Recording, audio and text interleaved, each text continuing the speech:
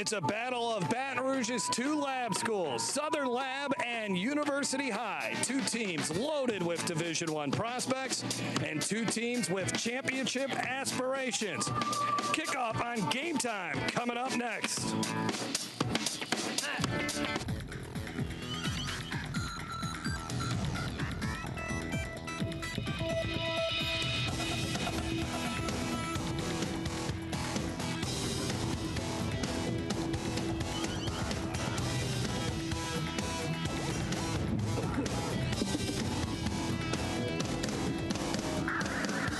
From Baton Rouge, Louisiana, on the campus of Louisiana State University, it's Game Time on Yearview. And what a matchup do we have for you here tonight. The University High Cubs, the defending Division II champions, taking on the Southern Lab Kittens on a great night for high school football in South Louisiana. Hello, everyone. I'm Jeff Palermo, along with my broadcast partner, Jason DeQueer. The University High Cubs are loaded again. 19 starters back from a year ago. A team that went 13-0 and won the Division II championship. Southern Lab is awfully good, too.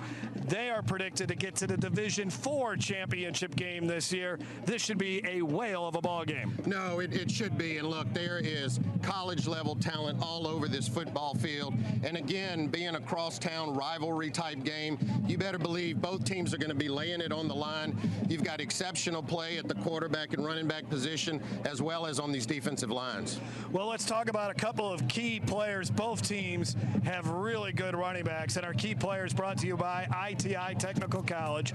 For Southern Lab, Tyrion Davis, a four-star prospect. He's heading to LSU. Yeah, the LSU commitment, Tyrion Davis, you can see he's had almost 2,000 yards rushing last year, over 25 touchdowns, and he's a big bruising back. He runs behind his pads. He's your prototypical type running back, but he also has the speed to take it to the house. And then for the University High Cubs, Michael Hollins. This kid's good. He's been running the football for a long time for U High now. Well, U High has an exceptional pass game with John Gordon McKernan, but really where they want to get it going is with Mike Hollins. And I'll tell you what, his backup is out, so they're really going to be looking to him to carry the load. Similar running back as Ty Davis, runs behind his pads well, breaks tackles, and also has great speed. When we come back, we'll bring in our third member of the broadcast crew, Travon Myles, and we'll have kickoff. Stay tuned. It's going to be a great one from University High and the Southern Lab Kittens on Game Time. Game Time on Yearview is brought to you by Louisiana Farm Bureau Insurance, ready to serve you with auto, homeowners, life insurance, and more. Real service, real people. West Feliciana Parish. The best place for you to live and work in South Louisiana is West Feliciana Parish. Check out wfparish.org. ITI Technical College, your key to a better life. And by Peak Performance. At Peak Performance Physical Therapy, we treat the athlete and everyone stronger, faster, better. I think that people want to be in West Feliciana because it's truly one of the unique parts of Louisiana. That if you live in West Feliciana, you can have it all. You can have a great lifestyle, a government that works for you and is open and transparent. You can have wonderful neighbors. You can have a great school. You can live in an environment that's free of fear from crime. We're less than 20 minutes from the Baton Rouge Airport, 30 minutes from the state capitol. What we have in West Feliciana is a place where you really can have it all. When I get back to Baton Rouge, I get in my blues mobile and I drive right on down to Partner's Barbecue. And you know what I do?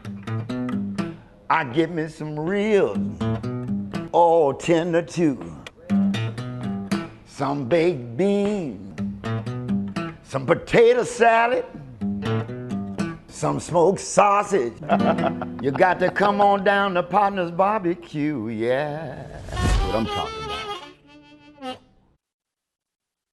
Looking forward to it. Two good teams, but again, it's a team game, okay?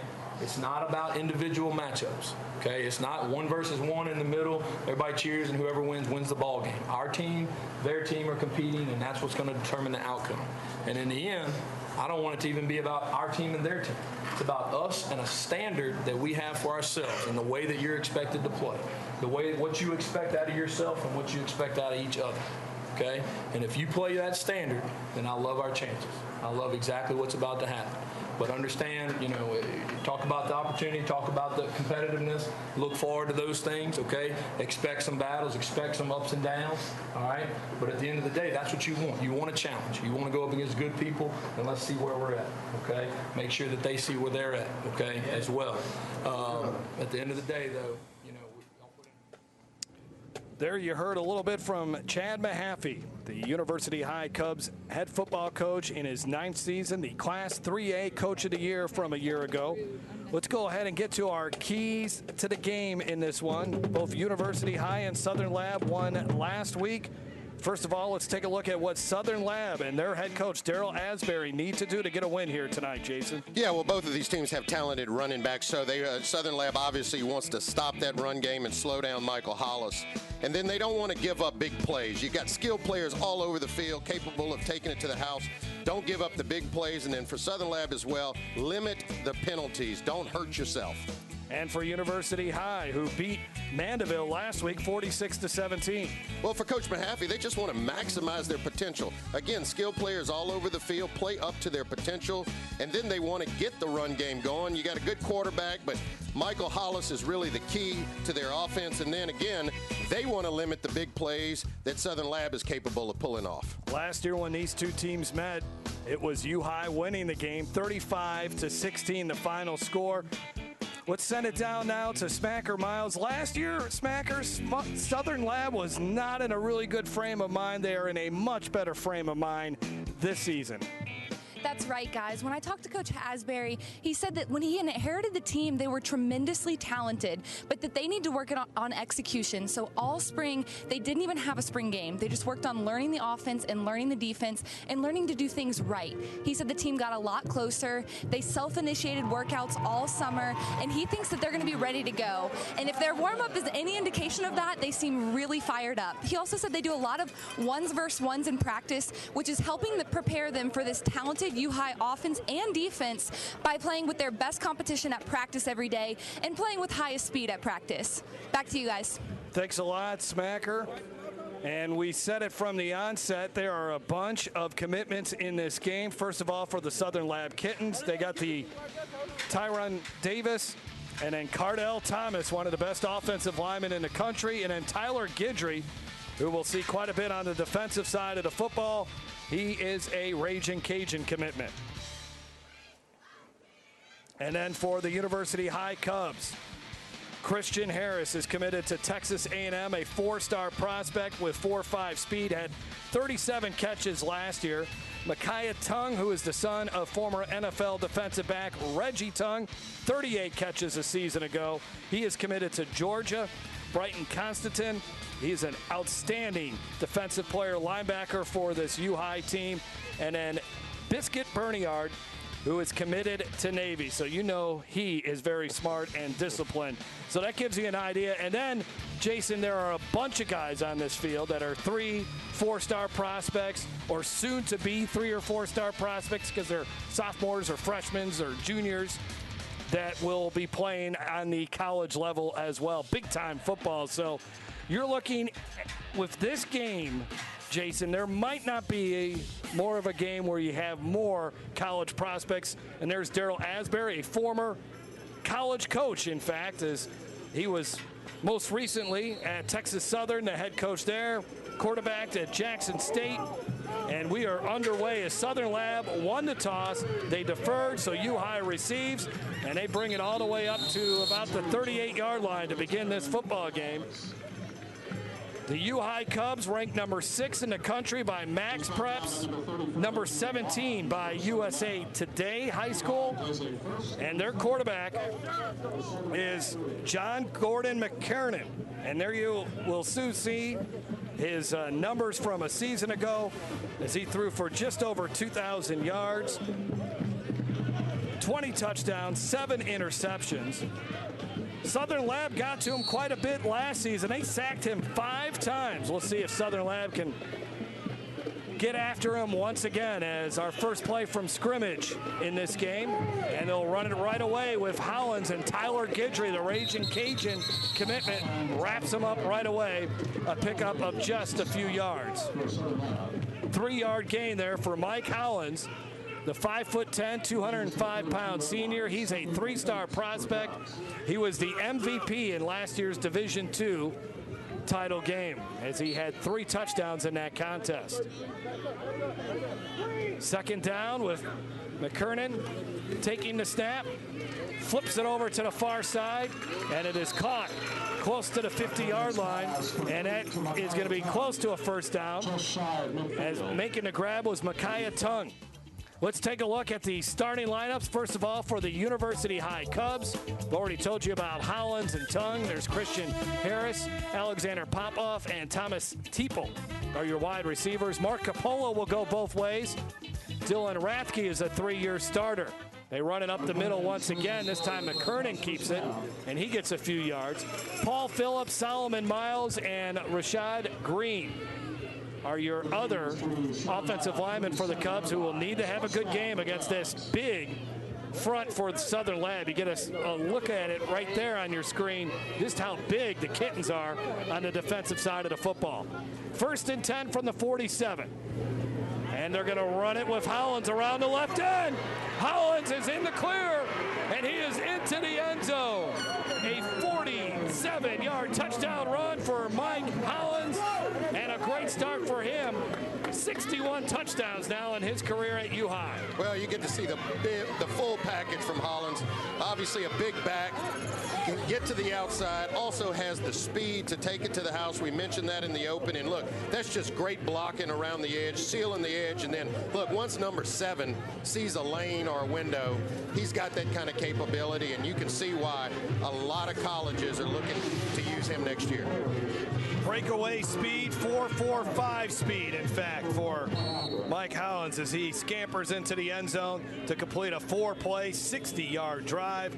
The extra point try just gets in through that left upright, as that was Garrett Fleming, the senior, who is handling the field goal duties for the University High Cubs. He is a first-year starter and has done a nice job for Coach Chad Mahaffey.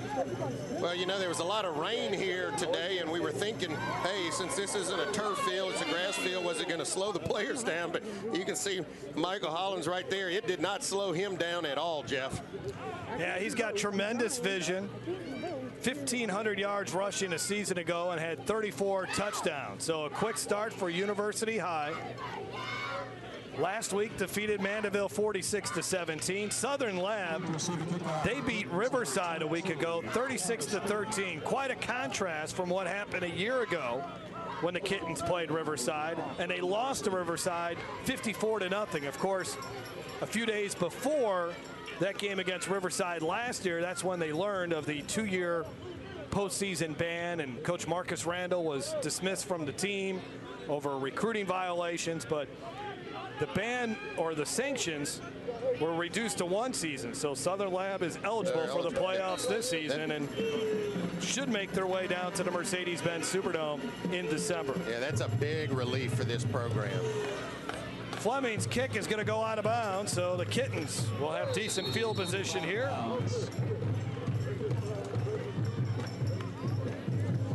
Got a flag out there, obviously, because the kick went out of bounds. And as you mentioned, Southern Lab's offense will get on the field and get an opportunity to try to counter.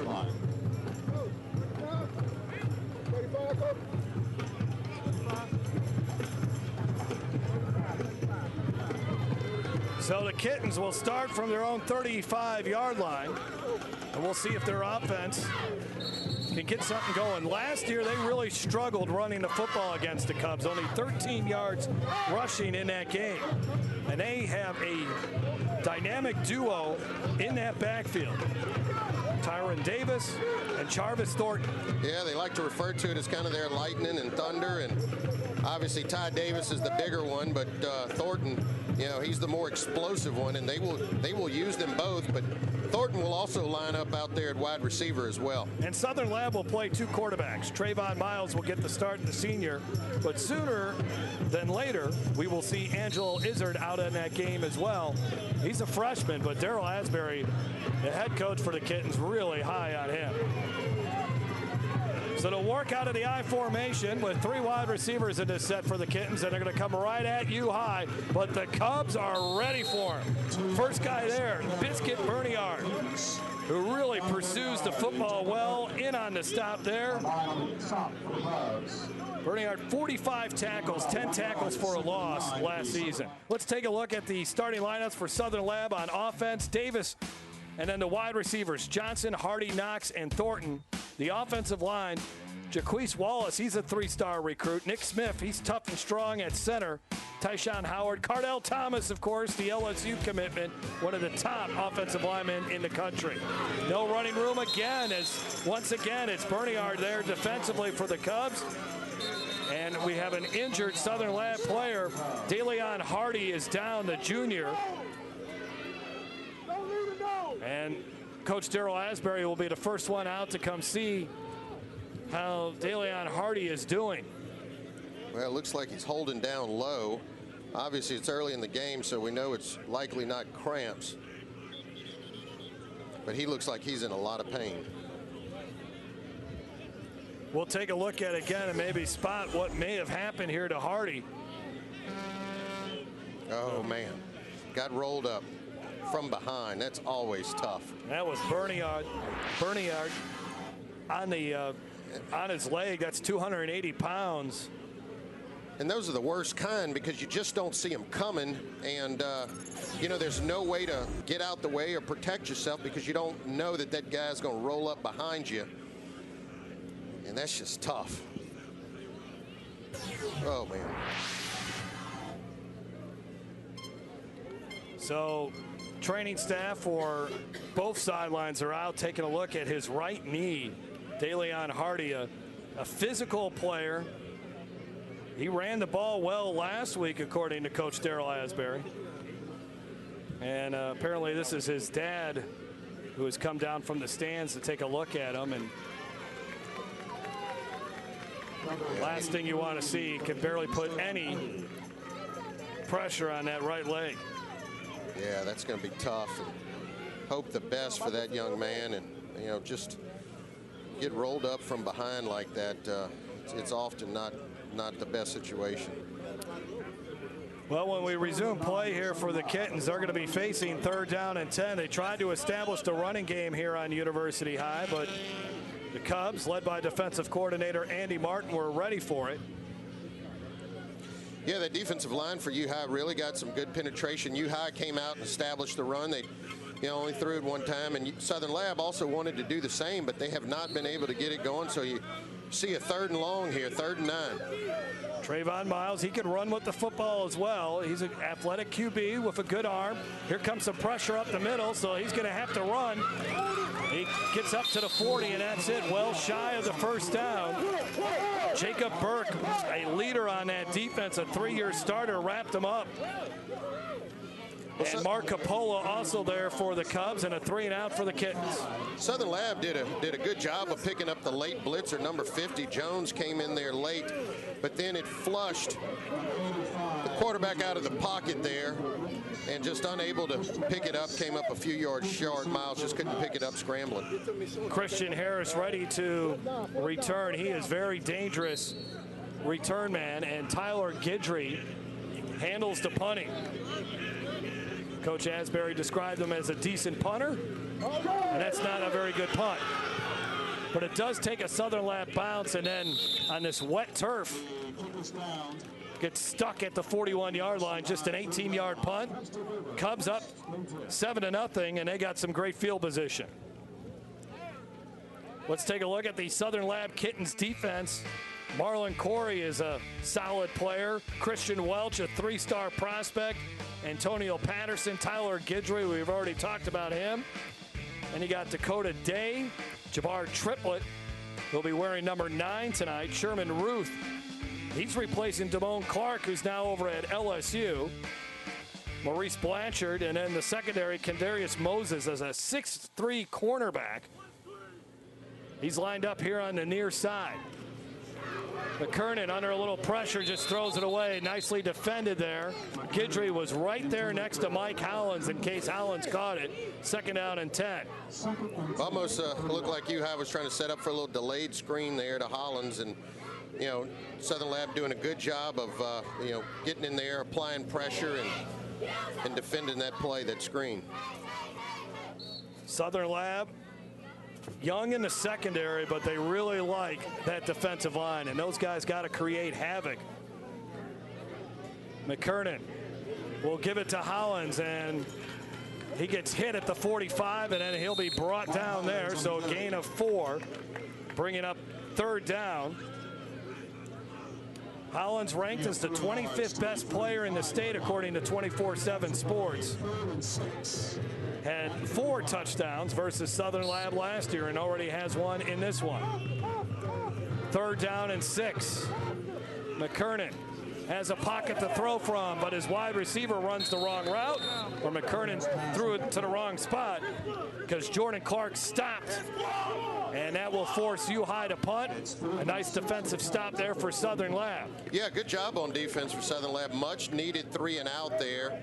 Obviously, U-High looked like they had started to control the line of scrimmage a little bit, but miscommunication on that route and gives an opportunity for Southern Lab to get the ball back. Grant Fleming also handles punting duties for the Cubs, and Charvis Thornton backs up to his 20-yard line to receive this punt. Nearly 4 minutes have gone by, and it's a high snap. Fleming has to pick it up, and he'll just boot it away. End-over-end punt, and it hit a Southern Lab player. But the Kittens get it. Somehow, jumping on the football for Southern Lab was Latrell Pruitt. But that was a crazy play, Jason. Well, yeah, and that both teams almost made, bad errors there. First a high snap, but a good job by the punter triplet of getting the kick off, and then Southern Lab unaware that the kick gets off and bounces off the back, and U-High almost had a chance to recover, but thankfully Southern Lab able to get the ball back, and now right out near midfield with good field position again. 13-yard punt for Grant Fleming, so both teams were averaging about 15 yards a punt here, Jason, and I know you as a former kicker are not very excited about that aspect of the game right now. Well, and look, special teams was a big factor in last year's game, and obviously U-High won that battle, and I was going to kind of see how this third phase of the game unfolded here, and you see now a mistake for U-High on special teams giving Southern Lab an opportunity. Shotgun formation this time for Southern Lab, and here's Tyrion Davis, and U-High is waiting for him. First hit defensively by Andre Van Merenboren, and the sophomore makes the play. And let's take a look at the U-High defense. Bernard, Coleman Fox, Mark Capola, Jacob Burke, Jones, Merenbor, Josh Slaughter, Jordan Clark, Christian Harris, Will Safford, and Jardin Gilbert. And of course, there's also Brighton Constantin, who did not start in this game and is still not out on the field. So far for Davis, he's been held to 1 yard on 3 carries. The LSU commitment, 4-star prospect, who rushed for nearly 2,000 yards last season. And remember, Southern Lab did not play in the postseason last year, so that's some pretty good numbers for him. Now they pitch it out to Thornton. Thornton can't get to the outside, though. There are a bunch of Cubs stringing him along, and then he's brought down at the 40-yard line. Well, you can see that U-High is committed to stopping the run. They know that Southern Lab wants to get their LSU commitment, Ty Davis going, and trying to get Thornton here out on the edge. And, U-High has just defended the run game perfectly, getting penetration, and is basically daring Southern Lab to put the ball up. Now, we know that they can throw the ball. They got some skilled players on the outside, and Myles is going to have to put this one up in the air. How about Jacob Burke there on that play defensively? He missed the initial tackle, but came back and got Thornton. 3rd down. Myles will throw it to the near side. Johnson, not much running room, and he goes down at the 37-yard line. Covered up on the play by Coleman Fox. And another 3 and out for this Southern Lab offense that's stuck in the mud right now. Yeah, and part of the problem is they can't get any really good production on 1st or 2nd down, and it's leaving them in these 3rd and long situations where you know that it's going to be a true passing down, and so you kind of pin your ears back and head after the quarterback. But in order for this offense to start going, we're going to have to get production on 1st and 2nd. Water break with the U-High Cubs leading Southern Lab 7-0. This is Game Time on Your View. Tonight's Game Time keys to the game are brought to you by West Feliciana Parish, where you really can have it all. The best place for you to live and work in South Louisiana is West Feliciana Parish. Check out wfparish.org. Welcome to Monogram Express, a unique embroidery boutique specializing in personalized and one-of-a-kind gift ideas. Gifts for babies, children, ladies, and even men, we have you covered. Equipped with state-of-the-art embroidery machines along with an experienced client-focused staff serving you 6 days a week. Check out the area's largest selection of letters, designs, and thread colors. We're your one-stop embroidery shop, handling personal, corporate, team, and school logos, and you're welcome to bring in your own items. Conveniently located at 2109 Veterans. Monogram Express makes your ordinary gifts extraordinary. Tonight's Game Time starting lineups are brought to you by Peak Performance. At Peak Performance Physical Therapy, we treat the athlete and everyone. Stronger, faster, better. Choose Peak. Back on the campus of Louisiana State University on a nice night after a torrential downpour that we typically see in South Louisiana. You know, the day we had the hurricane, it was no rain. Then when the hurricane passed, we get our rain back, you know? Oh, no. Oh, not a good punt at all there for Guidry and special teams. Neither punter really can get anything going, and that's only a 10-yard punt, and the Cubs will start on the Kitten side of the field. And this really was their Achilles heel last year. I mean, look, Southern Lab has the talent and the skill to play with U High, but, you know, those are the types of plays where you got to flip the field position. You got to get a good punt off and really force U High to have to utilize the entire field in order to get points, but now they get to start Southern Lab territory. John Gordon McKernan leads the troops out here for the Cubs. Last year, Southern Lab actually outgained U High in that game a season ago, 284 to 180, but turnovers and special teams, right. And the Cubs won rather easily. McKernan looking to his left, under pressure, escapes it for a second, and it's intercepted. What a great break on the ball. That was Kendarius Moses. Well, and this is what Southern Lab is doing really good. They are applying pressure. They are getting to McKernan. And then I will tell you, Moses makes just an unbelievable break on this ball, and it is a diving interception. Watch here, the pressure flushes McKernan out, a low and away, and look, never would expect that ball to get intercepted because you're trying to keep it low and away, and Moses, just being a superior athlete, getting in there and making the interception. And look, that's Guidry after the bad punt, applying the pressure and trying to make good. First interception thrown by McKernan, and Tyler Guidry making up for the bad punt, as you mentioned. McKernan had 7 interceptions a year ago. Travon Myles heaves it downfield, and it is just beyond the reach of his receiver. Running down there, that was Charvis Thornton. And Myles threw that ball where it was supposed to be. Really, that's on Thornton. If you watch this route, Thornton kind of pulled up and cut this route in. But I'll tell you what, Myles threw a good ball. But right there, you could see that Thornton had moved a little bit inside on his route. And had he stayed just on the straight fly route, that ball probably would have landed right in his hands. From the 46-yard line, 2nd down and 10. They go back to the ground. Tyron Davis finds some room. Tyron Davis inside the Cubs territory to the 36-yard line. There's the guy that we've been waiting to see. And people want to, you know, people say, hey, this game gets physical. Well, you get a good look at it on this play because Ty Davis breaks through really this first wave here. But watch this contact right here at the end. Boom. Gilbert bringing the heat, not afraid to go head up there with Ty Davis. Usually one guy cannot bring down Tyrion Davis, but that time one guy did bring him down. He gets it one more time. Picks up about 3 yards. With the number 3 white jersey on the LSU campus, a little Kevin Falk in him. Yeah, it kind of does make you think about it. But look, Kevin Falk in high school, he played like 5 positions. I played against him. I guess I'm telling you, but he played quarterback, running back. You know, just get Kevin the ball.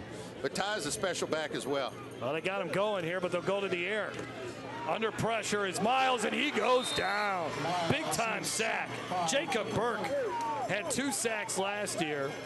He's a Southeastern Louisiana baseball commitment, but he is your prototypical great high school football linebacker in that. He's smart. Yeah, he doesn't maybe have all the talent that you need to get to the next level as far as Division I goes, but man, is he a really good high school linebacker. Yeah, size-wise, he doesn't check all the boxes, but he's just a good football player, and you can see there a sure tackler. 3rd and long.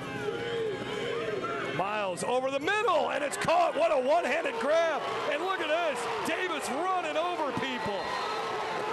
If you want to know why this guy can play in the SEC, and Jeff, you mentioned it on the play before, one guy is not going to bring him. You better bring hats to the football. But first of all, how impressive is this catch?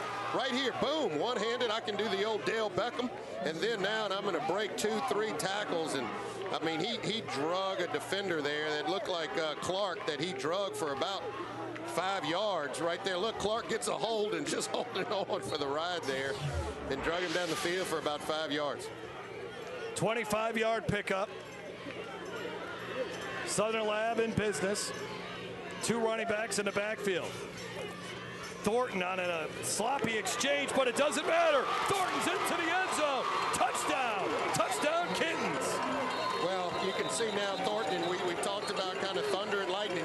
You got to see thunder getting them down the field and Tyree and Davis, and now you got to see lightning. Is there a flag on the field here? I see the refs talking this thing over. Let's see what the deal is. It's going to come back. Whoa. So take the points off the scoreboard.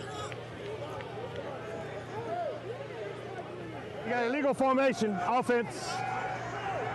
Go replay it down. Well, that's huge. And, you know, Southern Lab wanted to limit the penalties, and how big of a penalty is that then on a scoring play? And then it's a pre-snap infraction. So it you know, really insult to injury, just not getting lined up right.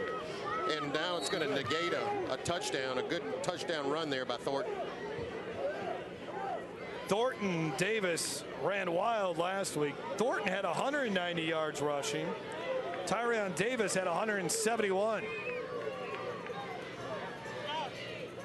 Well, and they have them both in the backfield now, and that makes it dangerous. You don't know which one may get the football. Well, they give it to Thornton. He's got some running room. Looks like they ran the same play, but to the other side of the field. Only a few yards on that carry. Thornton has Arkansas, Colorado, Kansas, and Memphis taking a look at him. Well, he's not the big bruiser Tyrion Davis is, but he's got the speed to really be electric on the next level, and that's why you hear some of those schools are interested in it. Back inside the West Feliciana Parish red zone are the Kittens.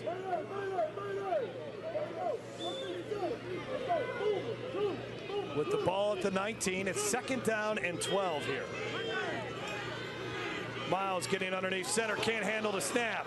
Busted play, and he gets thrown down quickly by Mark Capola. Myles recovers the fumbled snap. So now it'll be 3rd and long. Yeah, it's going to be an interesting decision here. Look, you know, they've got a young field goal kicker, and they said, look, you see the exchange there on the replay, just didn't get it clean.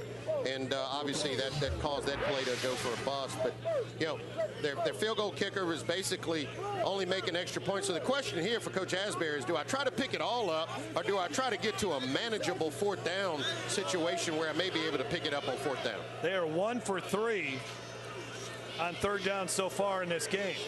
They dump it out to Davis. Davis makes a cut, and he goes down at the 15. Jordan Clark just got an arm on his legs, tripped him up. So he gets about 5 on that play, and that will make it 4th and 8, I believe.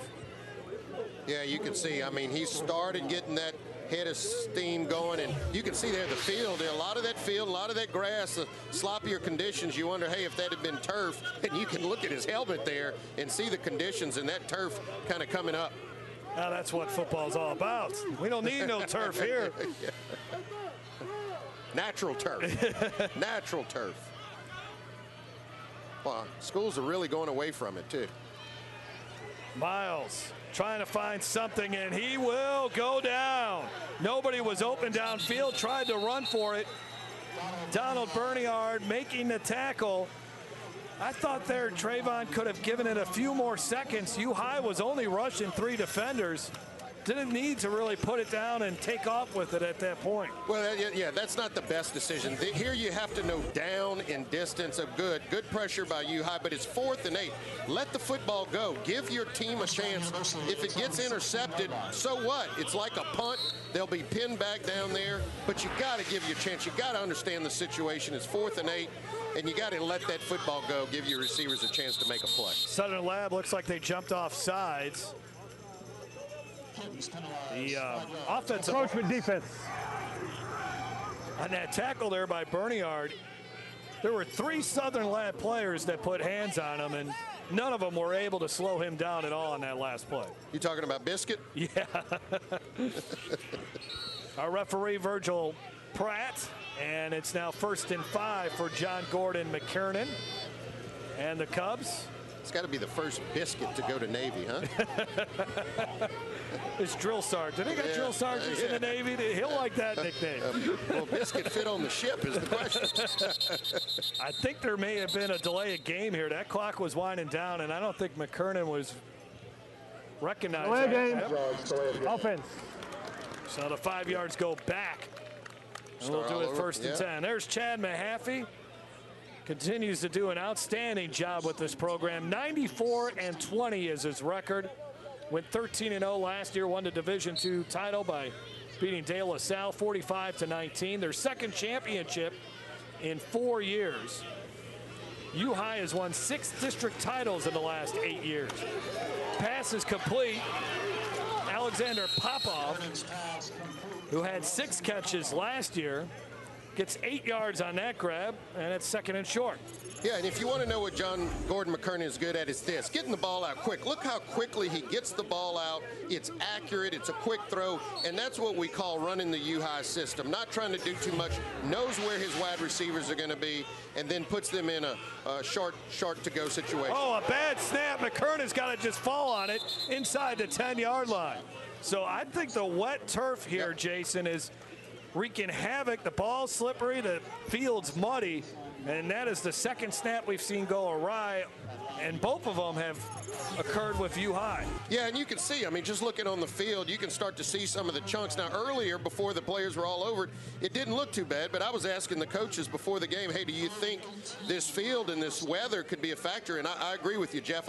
I think it has been. The punts don't get any roll.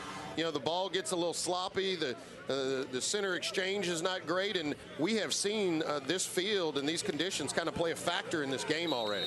Timeout going to be called with 4 seconds. Southern Lab calls it. Kind of wonder if Southern Lab calls that timeout there, Jason, because that field's already chewed up a little bit.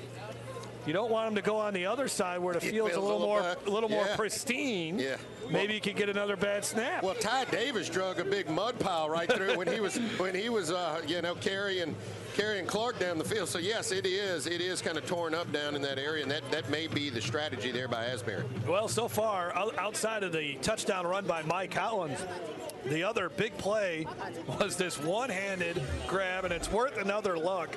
Tyrion Davis just reaching back and snatching it. Yeah, that looked like Kevin Falk, because he could do that. He could do that kind of stuff and drag players. And heading to LSU, 4-star prospect, really carries himself well, pounding running back. And once he gets behind his shoulder pads, as he saw on that last run after the catch, hard to bring him down. LSU also recruiting a couple of other running backs. We'll talk a little bit about that later on. Here's Hollins. Hollins has got a lot of room to run across the 25. They got the first down. A flag comes in late, but that might be a face mask. Big run there by Mike Hollins. Yeah, on a draw, you give that up, and look, this may be another one of the backs that LSU should be looking at. No, he doesn't have necessarily the same height as some of the others, but I'll tell you what, Hollins is a good runner, and I think this may be against U-High. Yeah, U-High's retreating. 10-yard penalty from the spot. Replay 3rd. That's huge. I mean, that's huge to be able to pick that up on a draw. And then again, you know, both of these teams being plagued by penalties. Yeah, there's the penalty on the right side. That's pretty easy there. When you get those hands on the outside of the shoulder pads like that, 9 times out of 10, you're going to draw that flag. Thomas T-Pell gets hit with the holding penalty. That does it for our first quarter. We told you it would be a good one. 7-0, University High leading Southern Lab. We'll be back after this. You're watching Game Time on Yearview, Louisiana.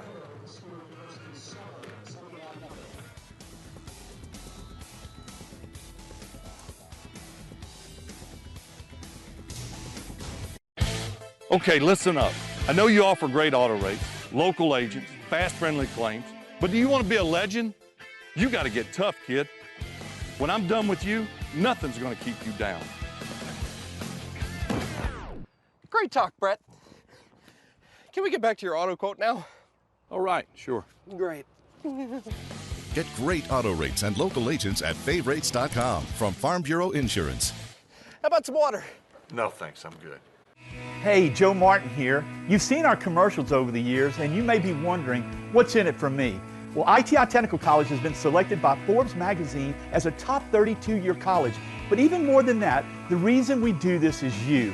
Our tagline is, for a better life, and we mean that, for you to be able to have the life you've always dreamed about, to do the things for your family you've always dreamed about. And it can begin here, where we are dedicated to your success, because here at ITI, the reason we do it is you.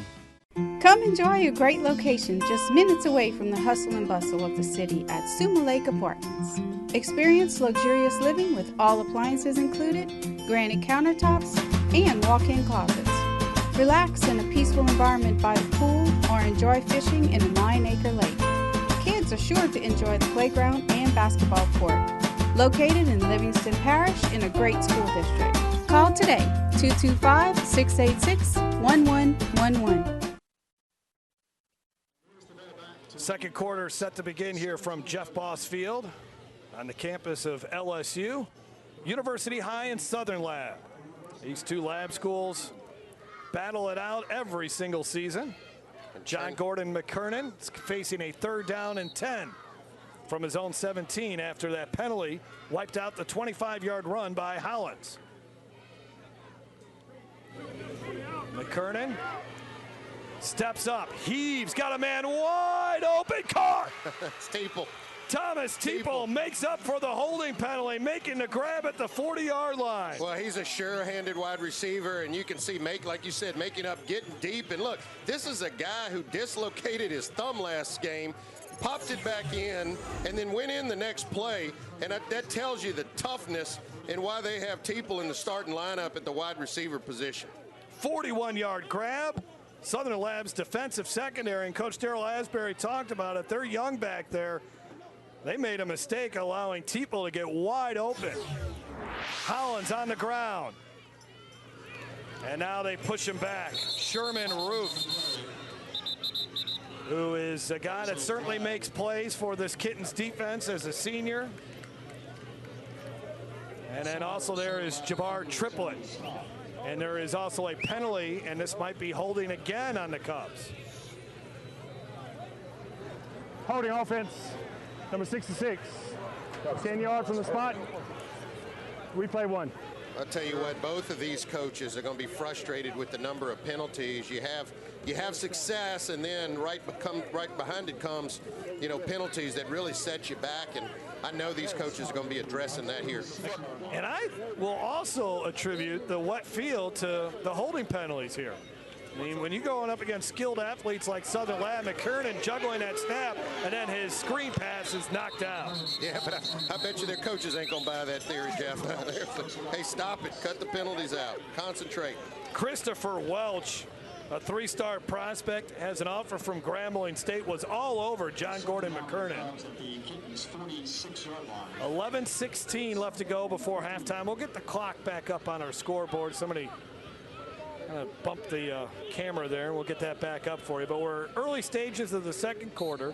Jeff Palermo, Jason DeQuare, and Smacker Miles down on the field on a humid night. McKernan quickly gets it out.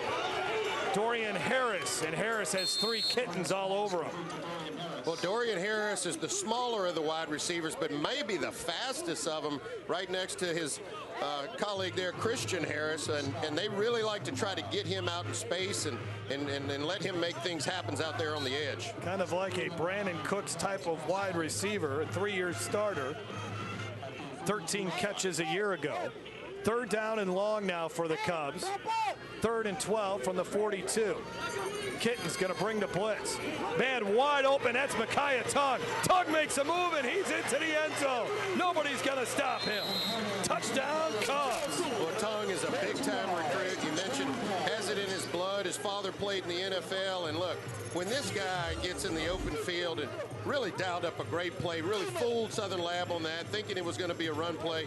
You see the quickness, the moves, and obviously the speed. Nobody touches him out there in the open field. Watch one move right here, boom, gone.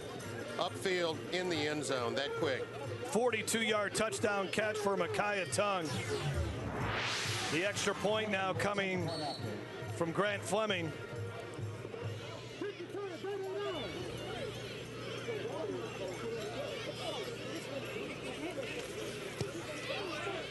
And it's through the uprights. Couple of big plays here for U High, and they've taken a 2-touchdown lead. Makiya Tongue, the Georgia commitment, and John Gordon McKernan puts it right on the money. Well, you see great move there. I mean, just if they were playing flag football, the defender wouldn't have been able to get him.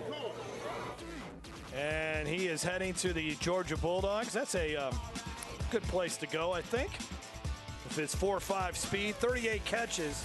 He's a guy that didn't play football right away. Very interesting in that both Jordan Clark and Makiya Tongue, both of their fathers had a long career in the NFL, right? Both of them double-digit seasons. Reggie Tongue and then Ryan Clark, but neither Makiya or Jordan started out playing football right away. Those guys were playing other sports, and eventually they realized, you know what? I got my dad's genes. He did pretty good as an NFL player.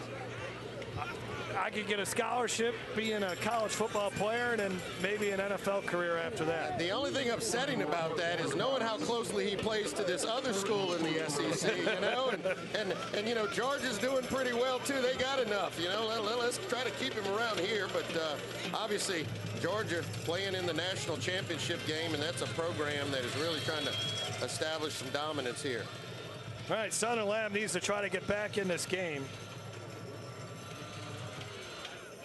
And this kick is almost heading out of bounds, but it's grabbed at the 12. And good job by the coverage team for the Cubs.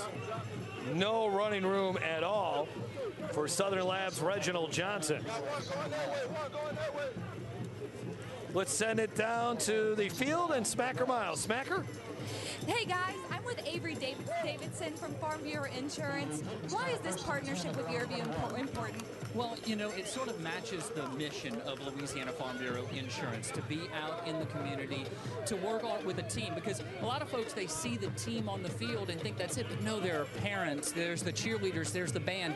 Everyone is involved. It brings the community together. And Louisiana Farm Bureau Insurance agents are part of the community. They're here enjoying the game along with all their friends and family. So that's why the partnership is so important to us, is because it really exemplifies what we do every day. What sets Farm Bureau apart? Well, what sets Louisiana Farm Bureau Insurance apart is our slogan, real service, real people, and that's what we provide you.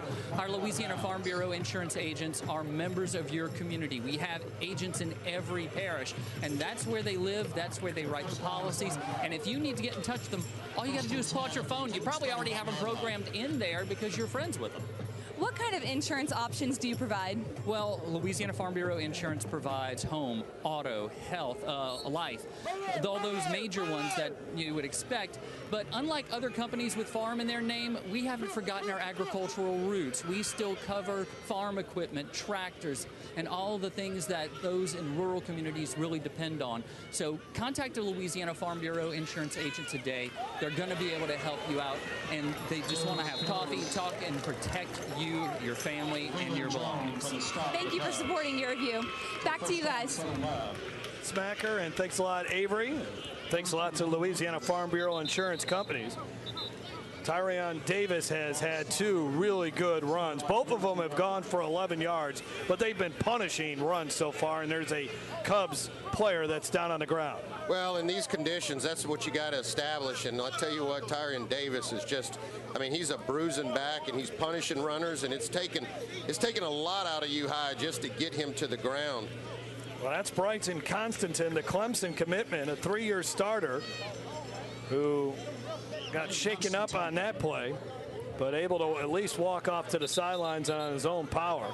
Southern Lab really needs to try to get on the scoreboard here after U-High has scored a touchdown in the first quarter and the second quarter. And you get this feeling that Tyrion Davis is saying, get on my back, I'll take you there.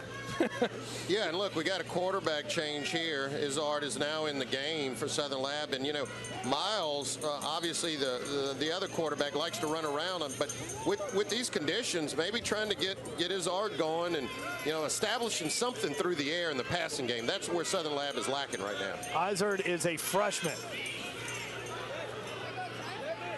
Another hard run in between the tackles for Davis to the 46, maybe 5 yards that time. But that's positive production on first down. That's where Southern Lab was lacking at the outset of the game. They couldn't get anything first, couldn't get anything second, and then these third downs, and that was just too big of a situation for Myles. Now, you're getting Davis going. You're getting positive yards. Now you got to get something through the air. You got to get something going in the passing game. Thornton's in the backfield. Davis is lined up as a wide receiver to the near side. Izzard's going to throw over the middle, and it's incomplete. Well shy of his intended receiver, Reginald Johnson. Yeah, miscommunication there. Izzard was thinking, hey, there was going to be a hitch there, but Johnson kept going, and luckily that pass was not picked off. But a manageable 3rd and 6 here. I mean, these are the down situations that Southern Lab has got to pick up and keep the chains moving. And they are just 1 of 4 on 3rd down so far in this game. Over 9 minutes to go before halftime. Kittens trailing Southern Lab, or Kittens trailing University High. Something gives me the feeling that number 3 may end up with the ball in his hands. I think U-High may have been worried about that as well, but it looks like we got another timeout on the field. The officials have called the timeout here. So we'll take a break. 9:12 to go before halftime. Southern Lab has a big 3rd down coming up. This is Game Time on Your View.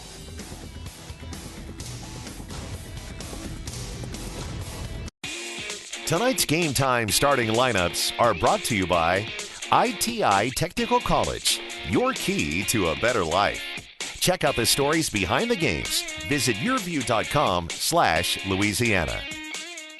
Louisiana is unique. The food, the festivals, even the bugs. No, not mud bugs. Unwanted bugs like these. The ones you don't want crawling in your home or business. Trust the Shield from J&J Exterminating. We've been protecting Louisiana homes for over 50 years, earning the trust of our clients because we deliver what we promise. Protect your home from pests. Get the Shield from J&J Exterminating. J&J Exterminating. Yeah.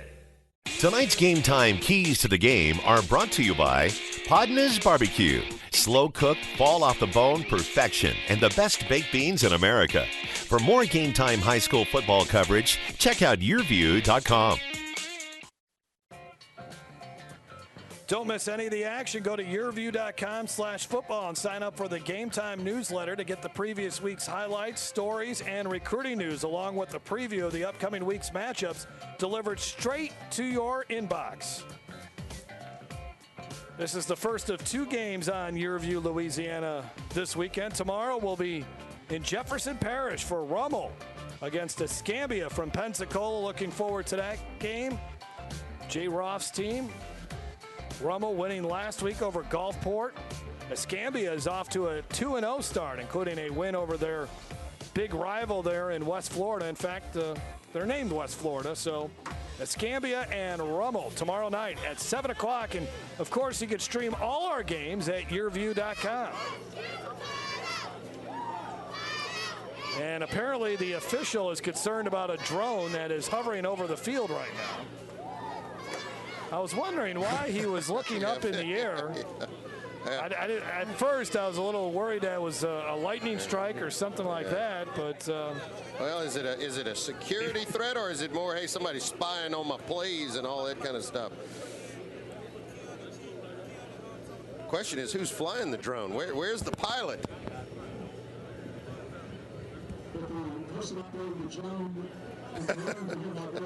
Well, eventually we might see how good of a shot this policeman is. Well, Bill Franquez, who is the public address announcer here at Jeff Boss Field, has asked the drone operator to get out of here.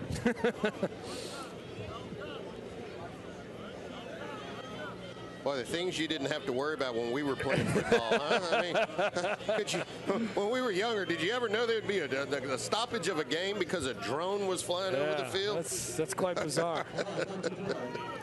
There's Cardell Thomas, Mr. Pancake, the LSU commitment. This kid. Not many offensive linemen have swag, but he's got some swag there. He's ready. K-Hop, I love that. Cardell's House of Pancakes. Well-mannered guy off the field. And he's another guy that Darryl Asbury says it's amazing. And Darryl Asbury has coached college football a long time and been a quarterback at Jackson State, so he's been around football his whole life. Former Southern Lab quarterback. He's amazed at how he's able to turn it off and turn it on. He's got a big smile on that pic. There's no smile on his face right there. He's all business on the football field. The question is, how many of those pancakes can he eat? That's the question. I want to know what the number is. Yeah? But I am glad that he is going to. I like that one a little better because it had purple and gold on it. And he's dragging his teammate along with him. You see, Jeff, it's a package deal, and I bet you they talk about that. Hey, let's go there. I'll continue blocking for you at the next level. Now, he's also taking visits to other schools. I know he's been to Florida State, but I think he's just experiencing what it's like to be a five-star prospect. All right, we're finally ready for football.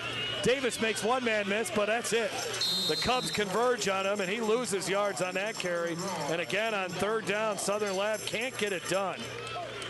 Defensively there for the Cubs, and there were a bunch of players, but the guy that finally finished him off was Gideon Cuellar, who's battling an injury, but is out there, and he makes the tackle, forcing Southern Lab to punt for the third time tonight. Well, again, Jones getting pressure there for U-High, and although he did not come up with the tackle, the important thing and what you want to do with a good back like Tyrion Davis is get him going east and west, and he was able to do that. That allows the rest of your team to come and pursue and help. The trouble with Tyrion Davis is if he gets those pads going north and south, that's really where he's going to eat you alive. Christian Harris, so dangerous as a returner, hasn't had a chance because Guidry's punts have not been good.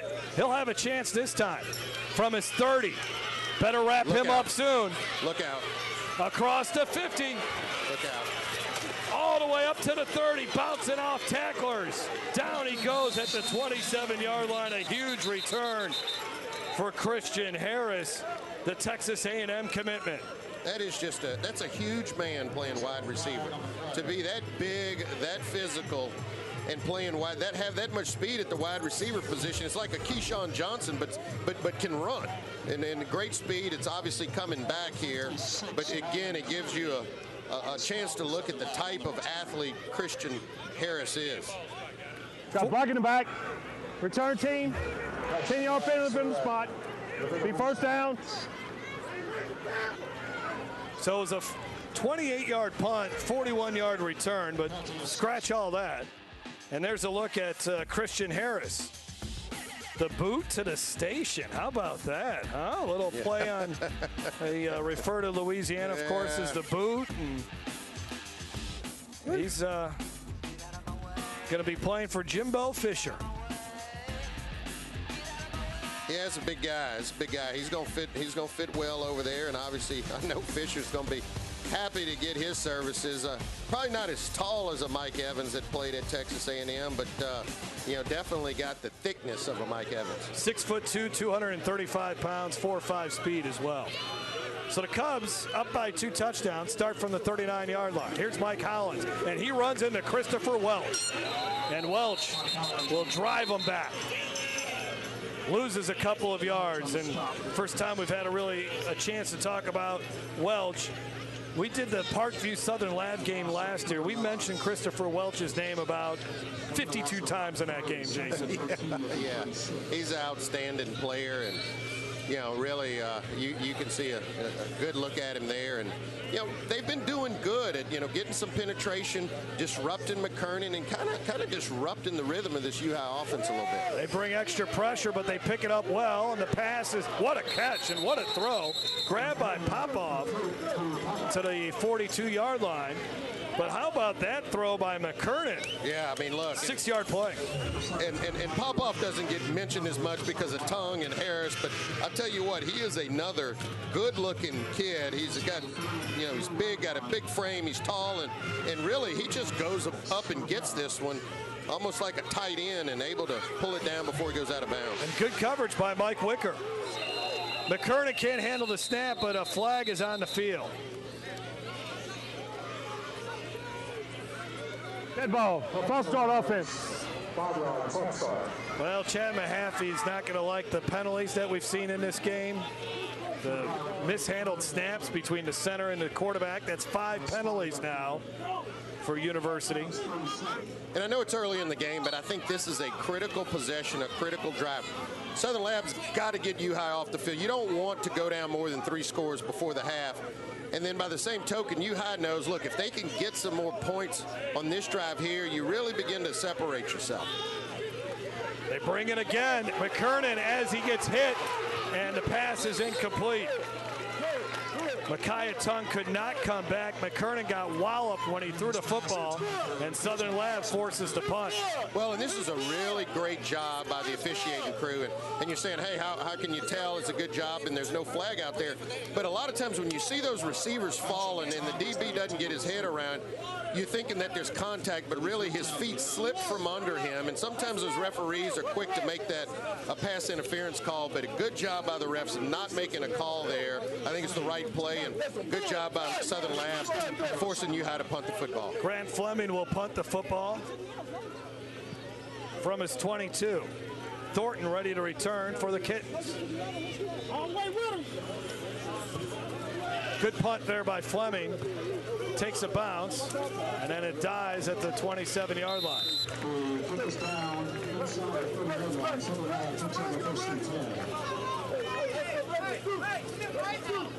Game time on Yearview, Louisiana. Thanks Louisiana Lift for their support of this telecast, specializing in customer service on equipment, rentals, parts, and training. Louisiana Lift has been serving its customers since 1980. You can check them out online at lalift.com or call their Baton Rouge office, 753-5700. Louisiana Lift, they're always on call. 35-yard punt by Fleming, and the Kittens will take over at their 28-yard line. Still looking for their first points of the game. Tyrion Davis has ran the ball hard, but hasn't been able to find the end zone, and he gets another crack at it here, but it was very little running room there. Meeting him at the line of scrimmage, Archelius Chambers. Remember, the Kittens scored a touchdown. Thornton ran one in, but it was brought back because of a holding penalty, and that looms large right now. So 2nd and 10 for the Kittens. They have not really been able to get the passing game going. Izard is still out there as a quarterback, his 2nd series. Seems like there's some confusion, and the Kittens will call timeout with 6:10 left to go in the first half.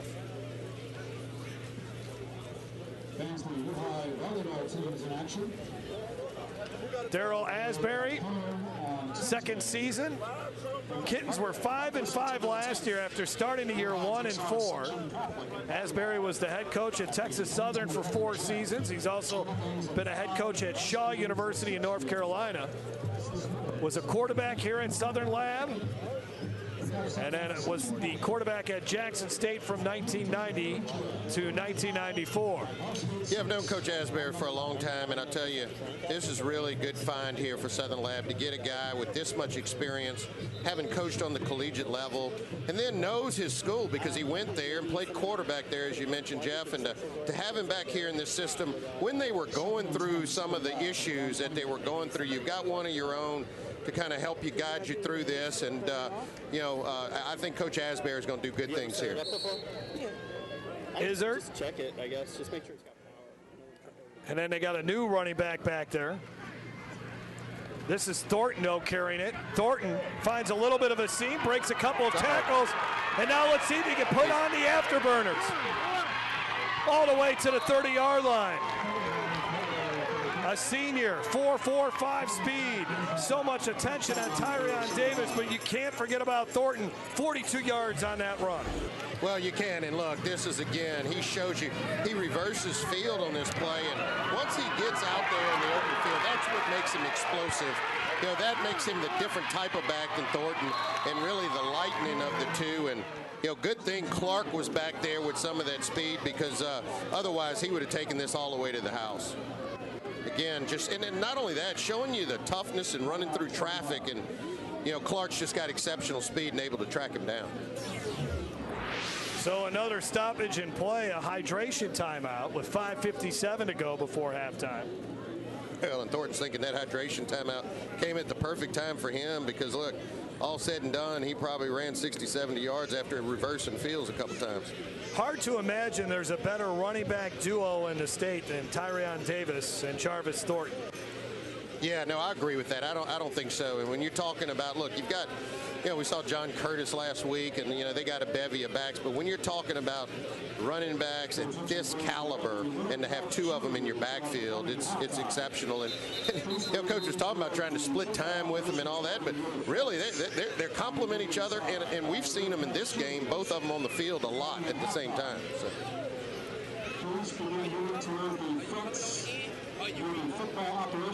Well, Baton Rouge has seen its share of star running backs,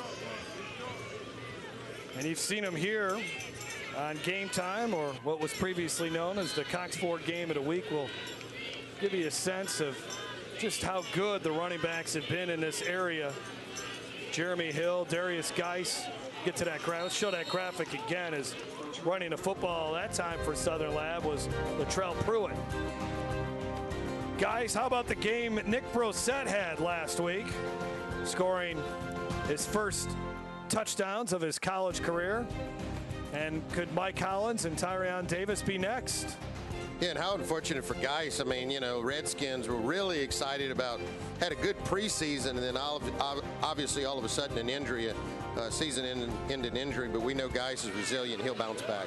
Here's the pitch. Oh, big collision at the line of scrimmage.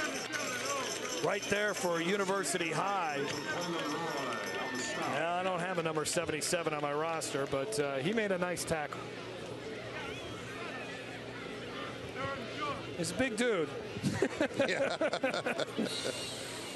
But, yes, he is. Maybe that'll be his name tonight. Big dude, big dude. Wonder if somebody had a jersey torn and maybe replaced it. Taking off is Izzard, and then that could be a penalty there. He gave himself up. Southern Lab wants the flag, but we don't see it. Oh, man, Roger Goodell would have thrown the flag on that play. Yeah. Well, very fortunate. And look, this is some of the stuff we were thinking Myles would do, but here Izzard is out there, and look, he actually, not only was it late, but he kind of a little blow to the helmet. I'm kind of shocked the refs missed that one, but fortunate for U High, they're not tacking on. 1st and 10 at the 15. Again, you got Thornton and Davis both in the backfield. And getting thrown down. Jacob Burke in the backfield once again. No chance at all for Thornton. Yeah, Jacob Burke's had an exceptional game. He's been flying around, been getting to the football and from that linebacker position. And here you see shooting that gap. Good job, good timing by Burke. A sure tackle.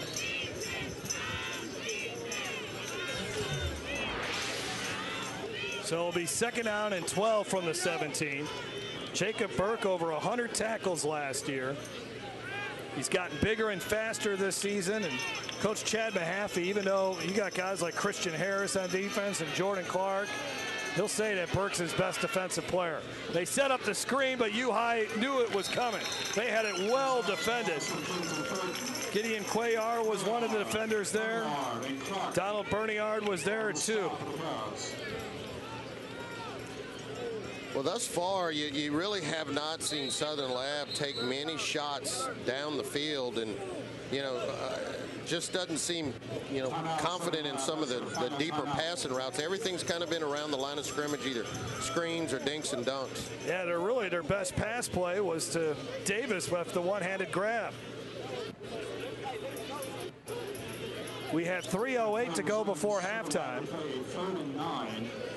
And coming up at halftime, we'll introduce you to our teacher and scholars of the week from these two respective lab schools in Baton Rouge, U-High and Southern Lab.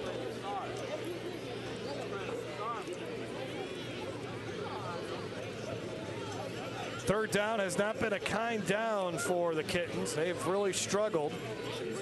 Well, a lot of it's because it's been 3rd and longs, and here you see they're setting up for a 3rd and 15, and I think, Coach Asbury again has to make a decision here.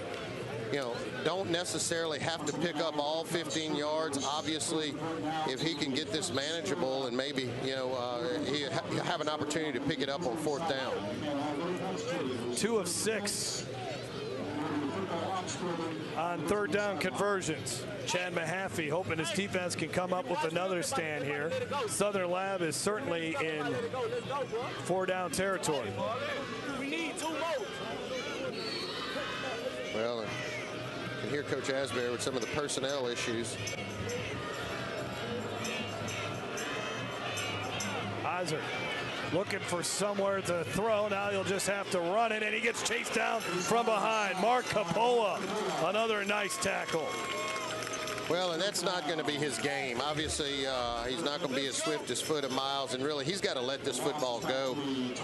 You see you had Ty Davis out there in the flat. Looked like he had another crossing route, and, you got to just, again, be aware of the situation and give your receivers. I mean, you've got good athletes out there. Give your receivers an opportunity to make a play. So now 4th and 15 from the 20. The freshman, let's see what he can dial up here.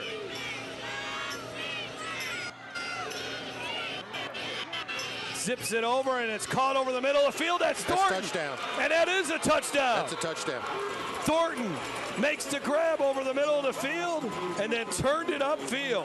Well, initially I was going to say, look, that's not enough. You're throwing a curl route 3 or 4 yards short of the 1st down, and he's going to get tackled. You got to get the throw to the chains. But I tell you what, when you're throwing to a guy like Charvis Thornton, watch sort of the curl, the comeback route, and he catches it well short of the chains. If you're able to make it, if Harris is able to make that tackle, there's no 1st down, and ball goes to U-High. But Thornton is able to spin out of that, and then again, once he gets in the open field, right there, he's gone.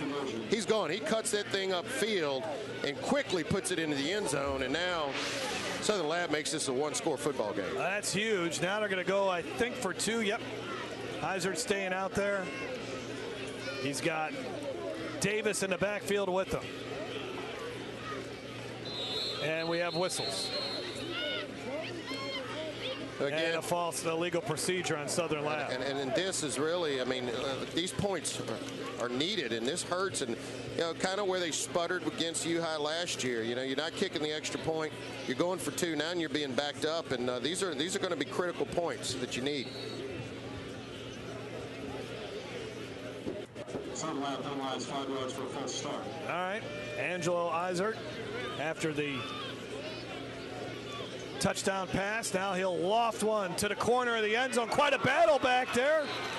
And it's incomplete. Well, Johnson, I think that was Johnson, Reginald Johnson in the corner. And really, it was a good throw there by Isert. And Johnson had an opportunity to come down with this football when he initially went up for it. He had it clean, and then just right there, he has the football and then just kind of bounced off his shoulder pad. You can't let that football make contact with that shoulder pad because it will bounce out of there.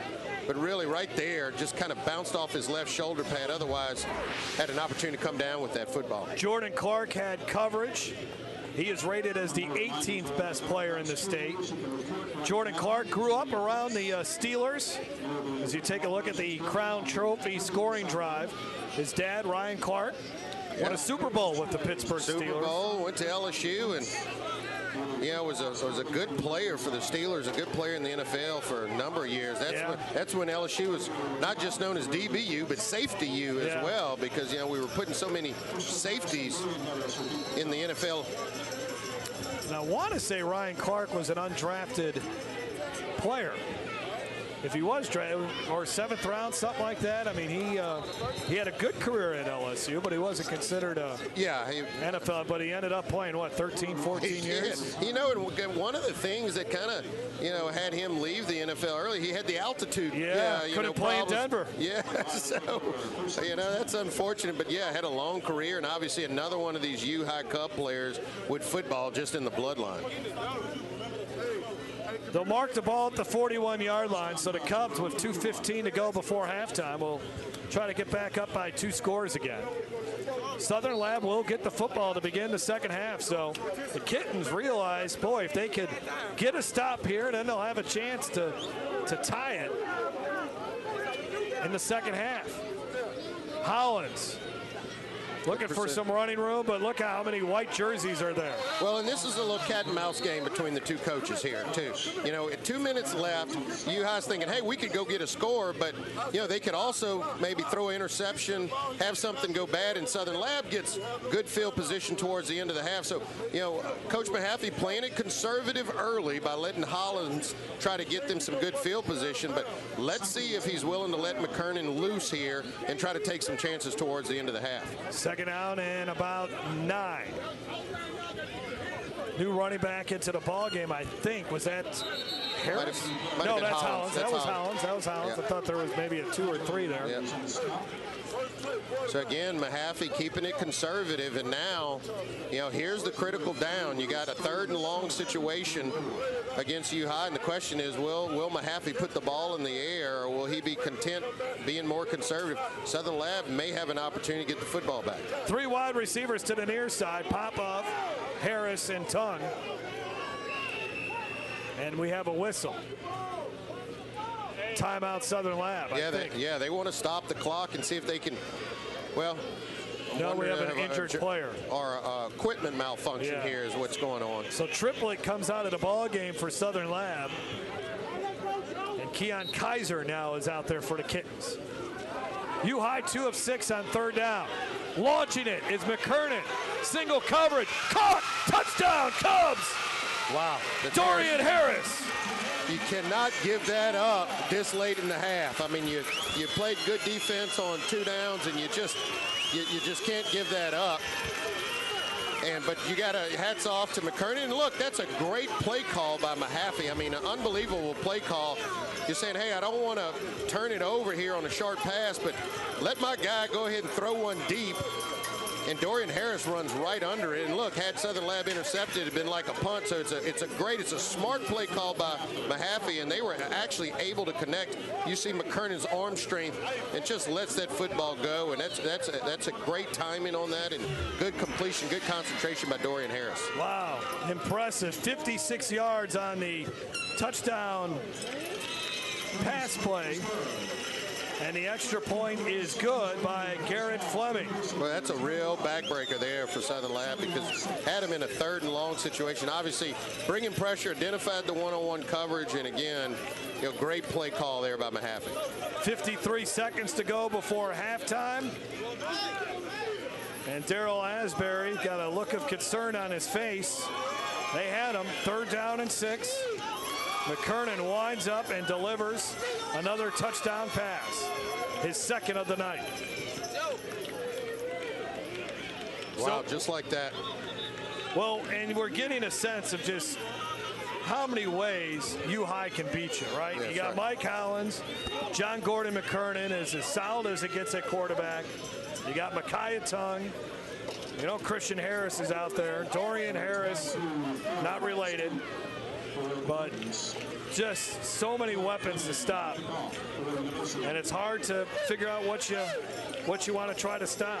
Yeah, and you hadn't really seen any big deep shots downfield. You saw the one earlier that Teeple was able to pull down, but other than that, everything's been kind of running around the line of scrimmage, and then boom, the big play and the big ball downfield. And Another 6 points, 7 points there for U-High. This ball is on the ground, picked up at the 22. And a chance for a return here for Reginald Johnson to the 43. We've got 46 seconds left, and you know that's plenty of time. It'll give. Let's see which quarterback that Coach Asbury goes with. It looks like he's going to stick with Izard, and that gives them time. If you manage the clock right and you can get some completions, you know, that gives them time to get down the field. The only problem is you don't have a kicker that you can potentially get through with if you come up short of the end zone. There's a look at the Crown Trophy scoring drive. No timeouts here for Southern Lab. You got to be smart about that if you're Lab. So you got to know where you are. If you catch the ball, look for the out of bounds, get out of bounds, try to preserve some clock.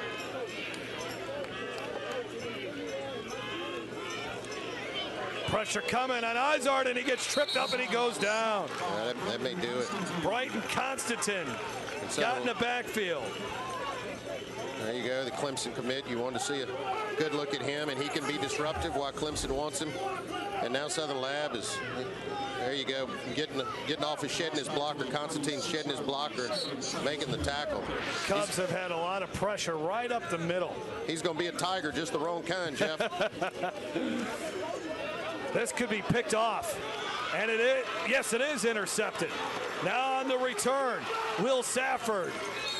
Up to midfield, he goes down with 6 seconds on the clock. Well, the question is, will I have to take another shot? You got a flag back here. You got 2 flags. Or no, 1 flag. It's going to be roughing the passer. Wow. So that will give them 15 yards plus another shot.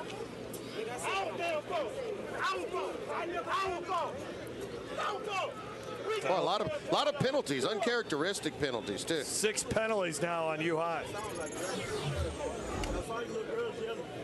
Oh yeah, yeah, Biscuit, you can't do that one, buddy. Oh man, and he knew it right away. Yeah, you can't do that one. It's so tempting. It's like a biscuit, you know. It's so tempting, man. You want it. You want it. Give it to me. Navy commitment.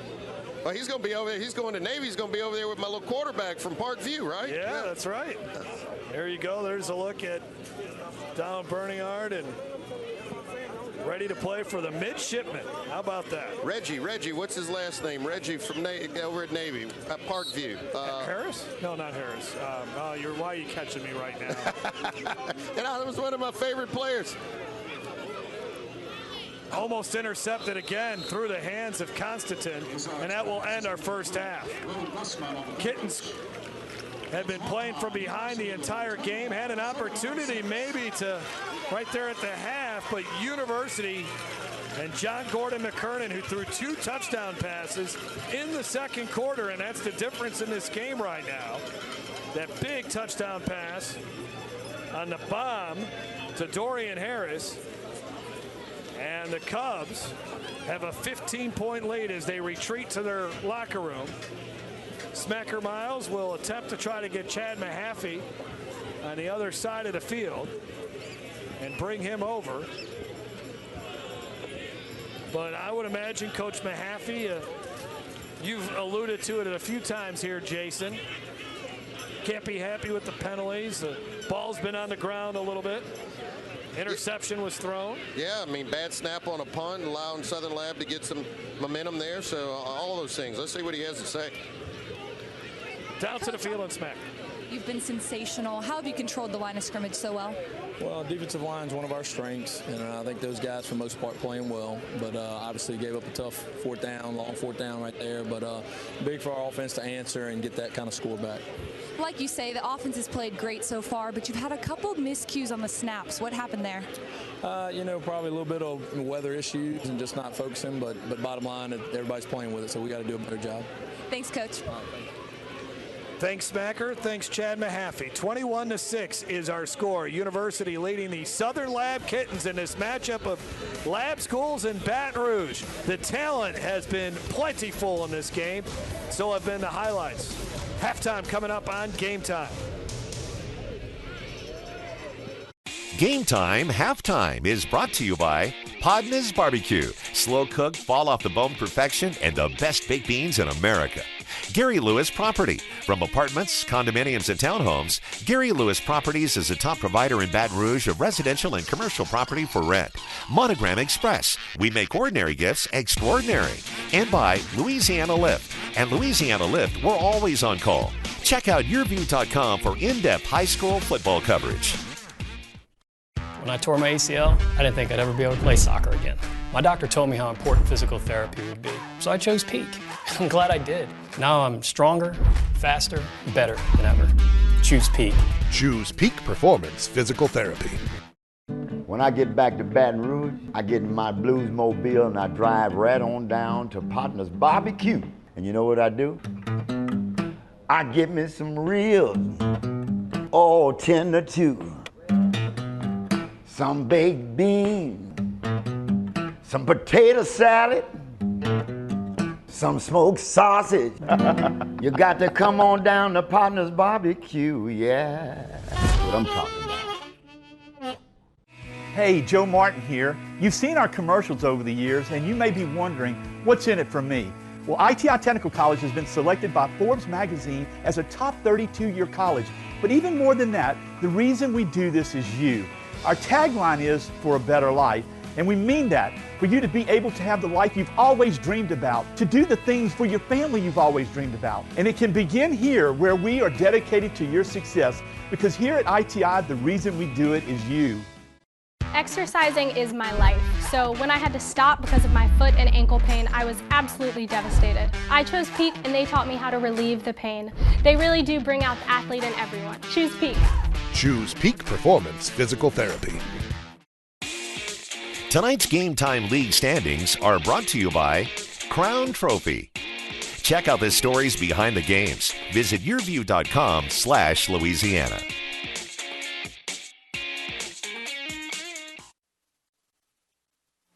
It's halftime here at Jeff Boss Field on the campus of LSU, where the University High Cubs are leading the Southern Lab Kittens 21-6. Jeff Palermo and Jason DeQueer up in the press box.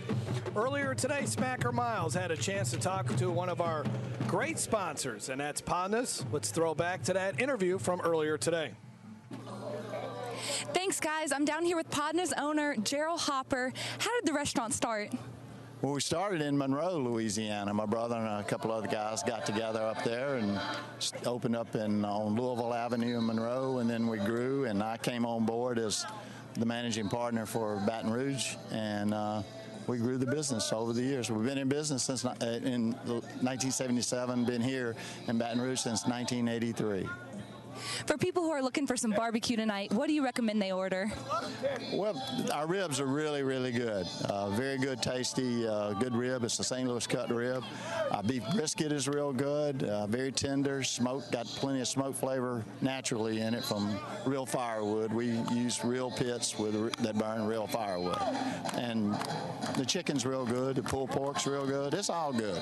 Where can people find the restaurant? We're located on Florida Boulevard at Don Moore, and our other location is on Sherwood Forest, just south of I-12. Why was it important for you guys to support high school football?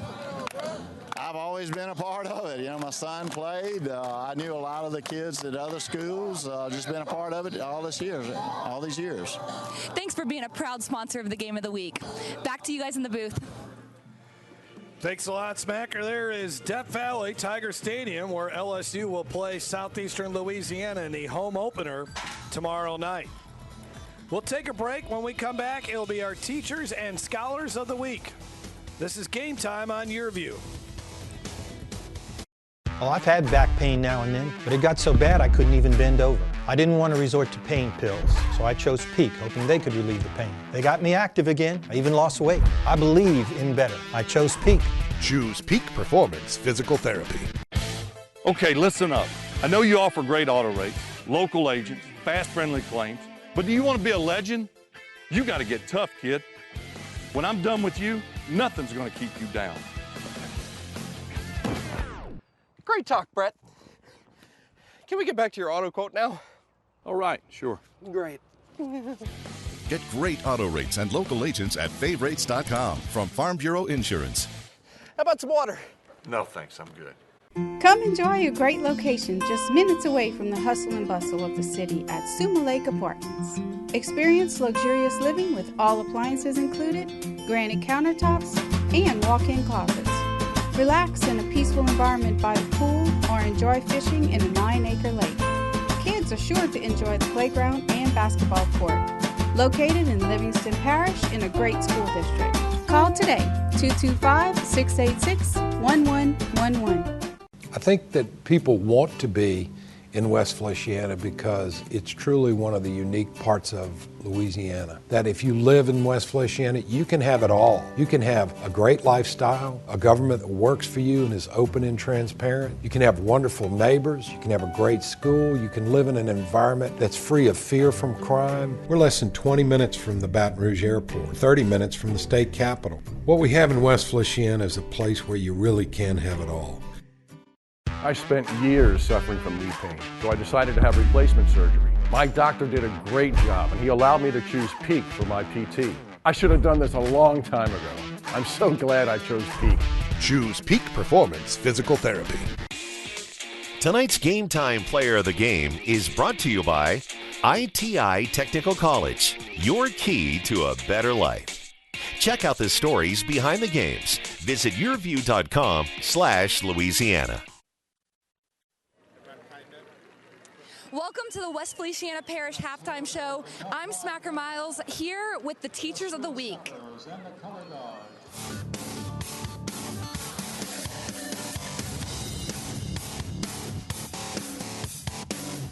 We have Mr. Tony Brown from Southern Lab, and we have Burke Broussard from U-High. Burke, how have you been able to help your students over the years? Well, I've been there 20 years, so I learned a lot in 20 years. But you know, I've been a coach, I've been a teacher, I've been an FCA guy, so I've had a lot of roles. So you know, I've taught middle school, I've taught all the way up to senior. So hopefully, I've affected a lot of kids.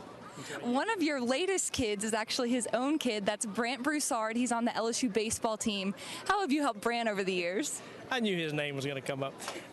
It was pretty unique. Brant came over to the lab school in 5th grade from another school, and just I was trying to be more of a dad to him than a coach. You know, it was kind of hard at times, but we rode together every day. So just try to give him my advice as much as I could, and just just help him along the way. Thanks, Coach. We also have Southern Lab's Mr. Tony Brown. He's an English teacher. You teach honors English? Honors English and regular English class. Tell us about how you can impact those 11th and 12th graders' lives. Well, what I like to do is just encourage them to believe that how good they really are. Sometimes they don't believe that, but I encourage them to believe that, hey, you're very good and you can be even better. So we just establish that kind of relationship, and we have a lot of fun doing what we do. How do you teach them that English is an important part of their lives for their entire life? I try to tell them that English is so important. You have to communicate no matter where you go, and being able to communicate ideas and your great ideas. If you have inventions or whatever, you need to be able to say that and to talk to anybody on any level. So we kind of established that, look, whatever we learn here, you're going to apply it wherever you go, no matter what you do, and it's going to be something that will carry you throughout the rest of your life. One of his students got Student of the Week. Tell us about Kennedy. Kennedy is a joy to teach. She's a 10th grader. She's in my honors class, and she really pulls out of me whatever I have in me, challenging me to give the best that I have. So when I show up for class, I better have my A game when she comes in. Thank you. We will now go to Scholars of the Week.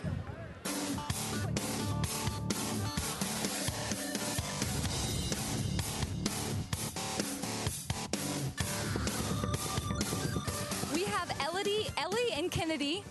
We have Kennedy here from Southern Lab.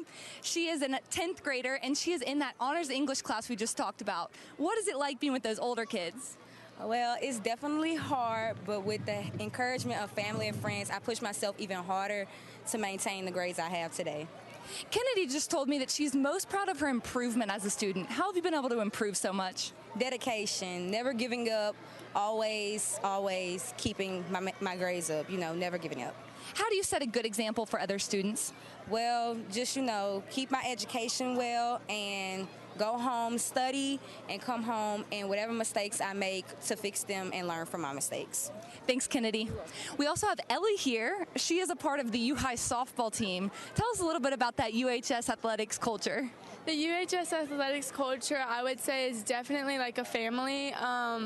Everybody really just meshes well together from underclassmen to upperclassmen. So it's like everybody really motivates each other, especially through academics, because we're really well-rounded. You're receiving Student of the Week, but you're also a student athlete. Tell us a little bit about how you balance those. Well, it does get tough at times because it's hard to not procrastinate, but I usually, like, as soon as I get home from practice, I put my phone away and I do my homework.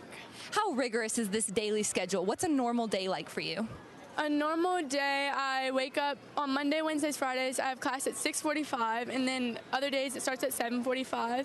I work out until, well, my school day ends at 3. I work out until 4, and then I go home and I start my homework, and I end at like dinner time. What would you say is your best subject? My best subject is probably English, and I love my English teacher so much. Do you look to continue your English passion into college? I'm not sure. I feel like I have a lot of time to decide, and a lot of things are going to change. Thanks, Ellie. We have much more coming for you here on Your View after the break.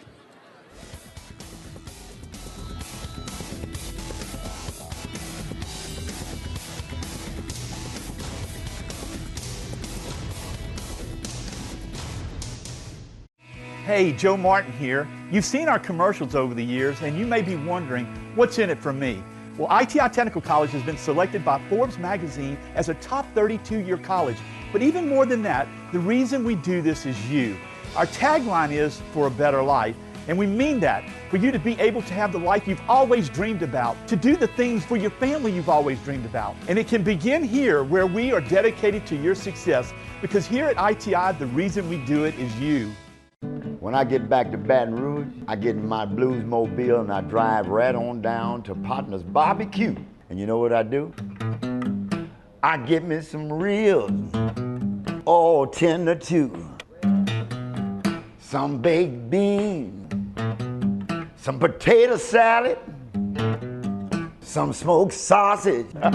You got to come on down to Partner's Barbecue, yeah. That's what I'm talking about. Come enjoy a great location just minutes away from the hustle and bustle of the city at Suma Lake Apartments. Experience luxurious living with all appliances included, granite countertops, and walk-in closets. Relax in a peaceful environment by the pool or enjoy fishing in a 9-acre lake. Kids are sure to enjoy the playground and basketball court. Located in Livingston Parish in a great school district. Call today, 225-686-1111. Okay, listen up. I know you offer great auto rates, local agents, fast, friendly claims, but do you want to be a legend? You got to get tough, kid. When I'm done with you, nothing's going to keep you down. Great talk, Brett. Can we get back to your auto quote now? All right, sure. Great. Get great auto rates and local agents at favrates.com from Farm Bureau Insurance. How about some water? No, thanks. I'm good. Hi, my name is Michael Oden, local Farm Bureau agent here in St. Tammany Parish. One of the things that we like to do is give back to our local community. We come out to the high schools and we do the game of the week, talk to the coaches, run around and talk to the different people that we see in the crowd. You know, we try to get involved in the local athletics as much as possible, go out to the local high schools, and we do crawfish cook-offs usually out there. The best part about it is we get to meet people in the community, we get to talk to our clients, get to talk to our customers, and we get to develop a different relationship with them. Because when they see you out here sweating over a grill, serving them some food, talking to them about things that you're doing in the community, they have a good time with you. And it breaks down that barrier of, this guy is too serious all the time. This guy's more of a fun guy. He enjoys himself. He's probably going out to the game on a Friday night to catch a football game and talk to the coaches and walk around the crowd. That's how one of the ways that we live out our motto, real service, real people.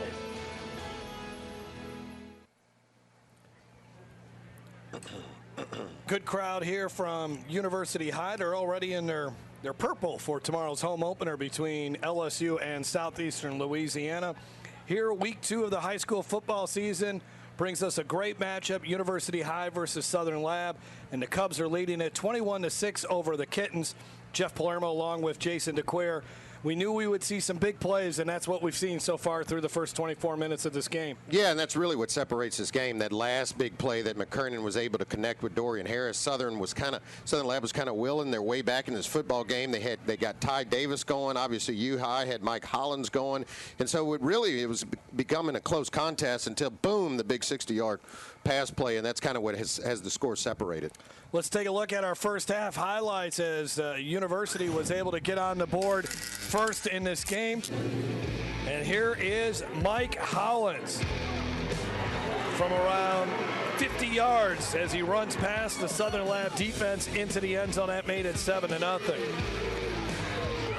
One turnover so far, and that's it right there. Kendarius Moses with a great break on the ball. And then the pressure that they've had on Southern Lab. Travon Myles hasn't had much time to throw. Here he gets rid of it. Tyrion Davis with the catch and the run afterwards. Myles looking for somewhere to run, but again, that U-High pressure just too much. Cubs would make it 14-0. Makiya Tongue with the cut, and he runs past the Kitten defender. It was 14-0. McKernan winds up, throws deep, and that's the touchdown that you were just talking about, Jason, to Dorian Harris. That would make it 21-6 right before halftime. Here's a look at your first half stats. The Cubs last year were outgained by Southern Lab. University still won that game. Tonight, a different story. The Cubs nearly twice as many total yards as Southern Lab.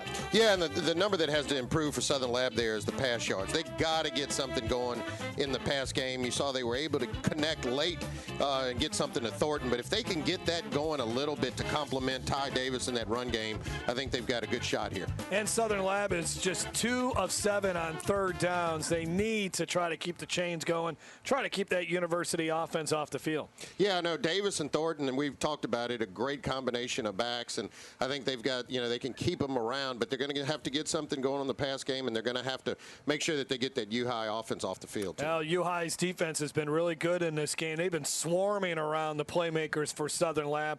They just got the one touchdown. That's about it. On fourth down, Charvis Thornton on the touchdown catch. That's the only score for the Kittens.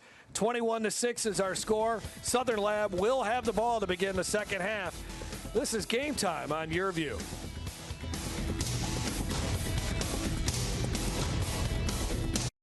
This throbbing neck pain was so bad it moved to my shoulders and was causing severe headaches. Then a friend suggested I choose Peak. 2 weeks later, the pain was completely gone. So glad I chose Peak. Choose Peak Performance Physical Therapy. Hey, Joe Martin here. You've seen our commercials over the years, and you may be wondering, what's in it for me? Well, ITI Technical College has been selected by Forbes magazine as a top 32-year college. But even more than that, the reason we do this is you. Our tagline is for a better life, and we mean that, for you to be able to have the life you've always dreamed about, to do the things for your family you've always dreamed about. And it can begin here, where we are dedicated to your success, because here at ITI, the reason we do it is you. Louisiana is unique. The food, the festivals, even the bugs. No, not mud bugs. Unwanted bugs like these. The ones you don't want crawling in your home or business. Trust the Shield from J&J Exterminating. We've been protecting Louisiana homes for over 50 years, earning the trust of our clients because we deliver what we promise. Protect your home from pests. Get the Shield from J&J Exterminating. J&J Exterminating. Yeah. Do you need to say great job, congratulations, or way to go? Crown Trophy on Sherwood Forest Boulevard in Baton Rouge has the trophy, plaque, acrylic, or crystal award you're looking for. Whether it's for your team, business, or church, come to Crown Trophy. We guarantee the highest level of customer service, and there's no charge for rush orders or trophy engraving. We're nationally known and locally owned. Visit us online to view our catalog at www.crowntrophy.com. My shoulder pain got so bad I couldn't lift anything overhead. So I chose Peak Performance, and I can't believe how much better I am now. Peak really does get you back into the game of life. Choose Peak. Choose Peak Performance Physical Therapy. Tonight's Game Time Play of the Game is brought to you by Louisiana Farm Bureau Insurance, ready to serve you with auto insurance, homeowners insurance, life insurance, and more. Real service, real people. Moments away from the start of the second half between University High and Southern Lab as the Cubs are leading the Kittens 21-6. Let's send it back down on the field. Smacker Myles has a special guest. Thanks, guys. I'm here with the people who are keeping these guys healthy and making sure they stay on the field. I'm here with Peak Performance Physical Therapy's Jason Green. What is your role on game day? Well, Smacker, our role on game days is to come out here and support the teams and make sure everybody stays healthy. Our work happens all during the week, working with great trainers like Melissa Sorrells at U-High and trainers throughout the city and trying to rehab these kids to get them back on the field as safely and quickly as possible. And in nights like tonight, great football, two great teams, and we're just here to support the athletic training staff and anything they need. So it's a fun night in Friday Night Lights. Melissa Sorrells is here for U-High. She's the head athletic trainer. What is your role on game day? How do you start out in the middle of the day with these guys? Well, game day kind of starts out on Monday, really. It's a team approach. You know, Jason and I, with our team doctors, we kind of get together and we make sure that every day these kids are ready to play at their peak. What is pregame prep like? Pre-game prep is pretty much, the basic stuff. We tape and we treat and we talk and we work with Jason and we rehab and exercise and do all those things to get them ready to participate. What all goes into keeping these guys at their peak performance? The whole team that's involved. It takes everybody all day, every day to make sure everybody's physically ready, mentally ready, and come out and win on Friday night. If it happens, we don't want it to, but if someone gets hurt tonight, what happens? Well, we start from the bottom and we fix it. We take care of it, manage the injury as best we can. We have specialists for pretty much anything that could happen, and we take it from there. These U-High guys are in good hands. Melissa has been there since I was at U-High a long time ago. Back to you guys. Go Cubs. It wasn't that long ago. Yeah. When she does that, she ages me 20 years, Our yearbooks barely got color in them, man. Oh, man. That's all right. I'm not going to take that as a shot, Smacker. I'm not going to take that as a shot. Good stuff. Good stuff down there. Yeah, Peak Performance Physical Therapy. They are the best. And even if you're not an athlete or if you're a weekend warrior and you got an injury and you need to rehab it, they got locations throughout the area. Check them out.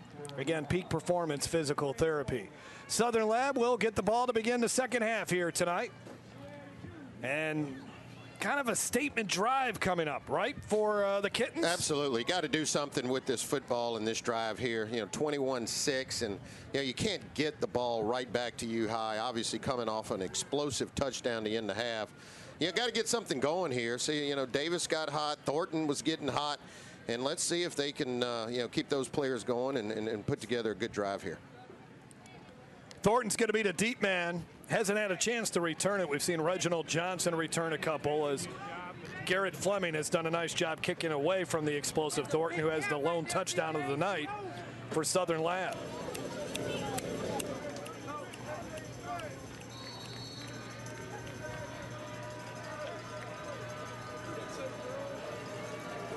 And the approach, a little sky kick here.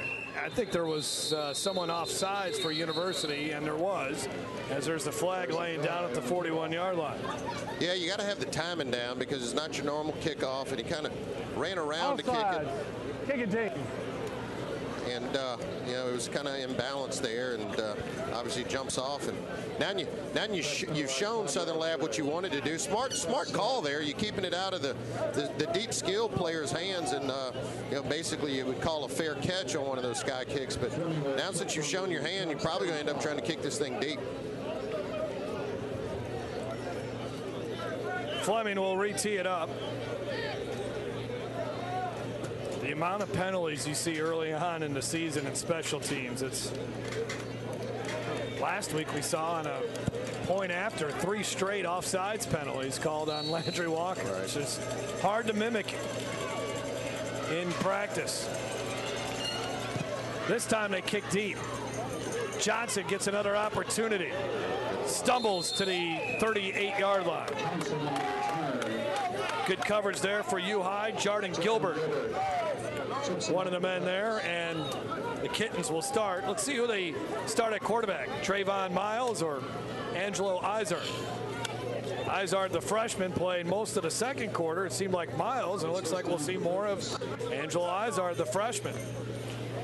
Yeah, I just think with the field conditions and Myles not able to use his legs probably like you'd want, you know, it's more of a game where you need your quarterback stay in the pocket and get it to your playmakers. And as you mentioned, Asbury real high on this freshman's arm strength, decision making, and ability to throw the football. Good baseball player too, and he'll throw. He's got time. Thornton gets hammered as soon as he caught it. Big time hit by Christian Harris.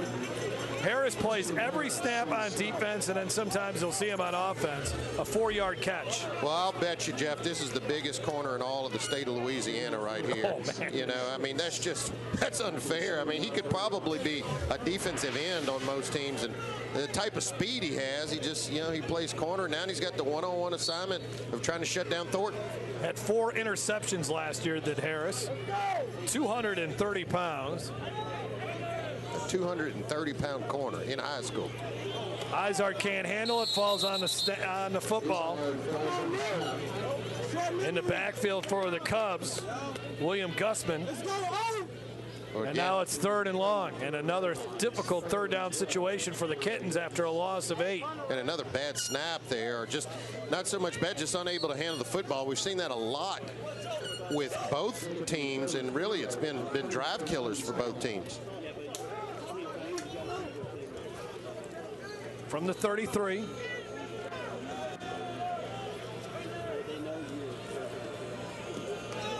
Izard steps up. Will he take off? He's going to have to. Not much running room, though. Gideon Cuellar chased him down. And it'll be another 3 and out for the Kittens. Well, just too much speed on that Cub defensive unit. I mean, Izard, obviously he's in there because of his arm, but he's just not going to be able to outrun some of those Cub defenders. And you see Thornton probably talking to him and you know, trying to motivate his ninth grader, realizing, hey, look, we don't want the moment to be too big for you, and just giving him confidence. You like to see that from your senior players, and probably telling them, hey, look, you got to let that ball go. Give some of your receivers a shot to make a play. Christian Harris back to return. Tyler Guidry ready to punt it away.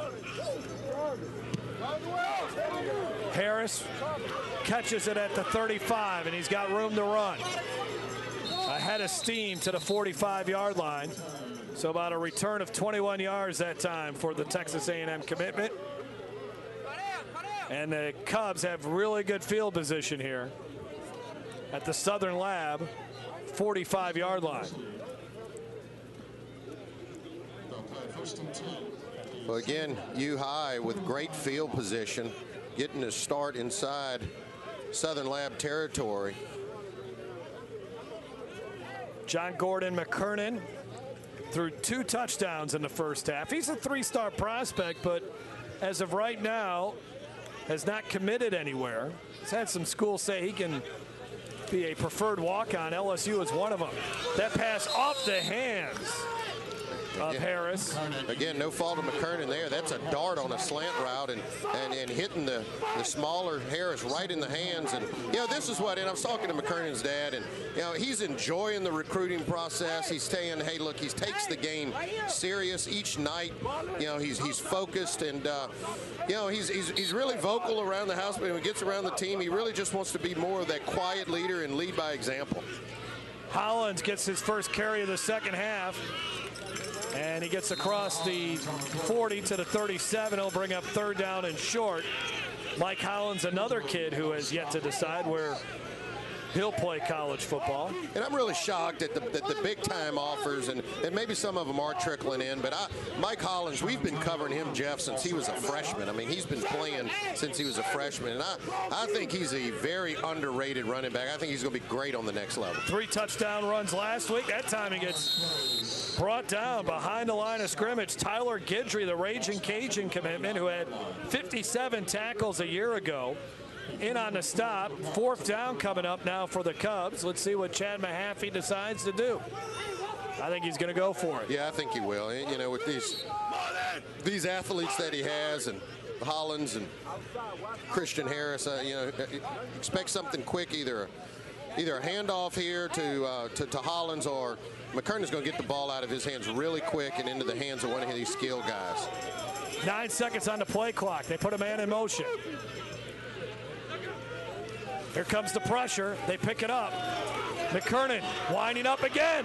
There he is again. Touchdown, Dorian Harris. Just like how they scored towards the end of the second quarter. They burned Southern Lab on that play again. 39 yards that time.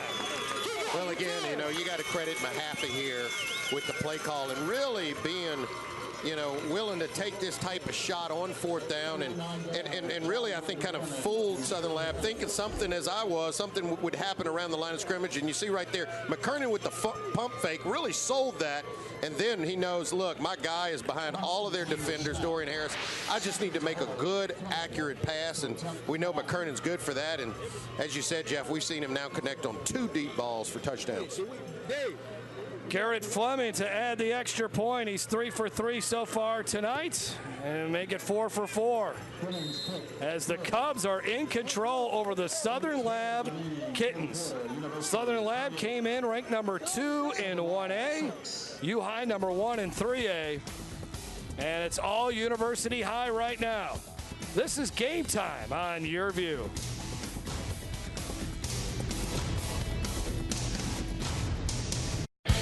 Okay, listen up. I know you offer great auto rates, local agents, fast, friendly claims, but do you want to be a legend? You got to get tough, kid. When I'm done with you, nothing's going to keep you down. Great talk, Brett. Can we get back to your auto quote now? All right, sure. Great. Get great auto rates and local agents at favrates.com from Farm Bureau Insurance. How about some water? No, thanks. I'm good. I think that people want to be in West Feliciana because it's truly one of the unique parts of Louisiana. That if you live in West Feliciana, you can have it all. You can have a great lifestyle, a government that works for you and is open and transparent. You can have wonderful neighbors. You can have a great school. You can live in an environment that's free of fear from crime. We're less than 20 minutes from the Baton Rouge Airport, 30 minutes from the state capitol. What we have in West Feliciana is a place where you really can have it all.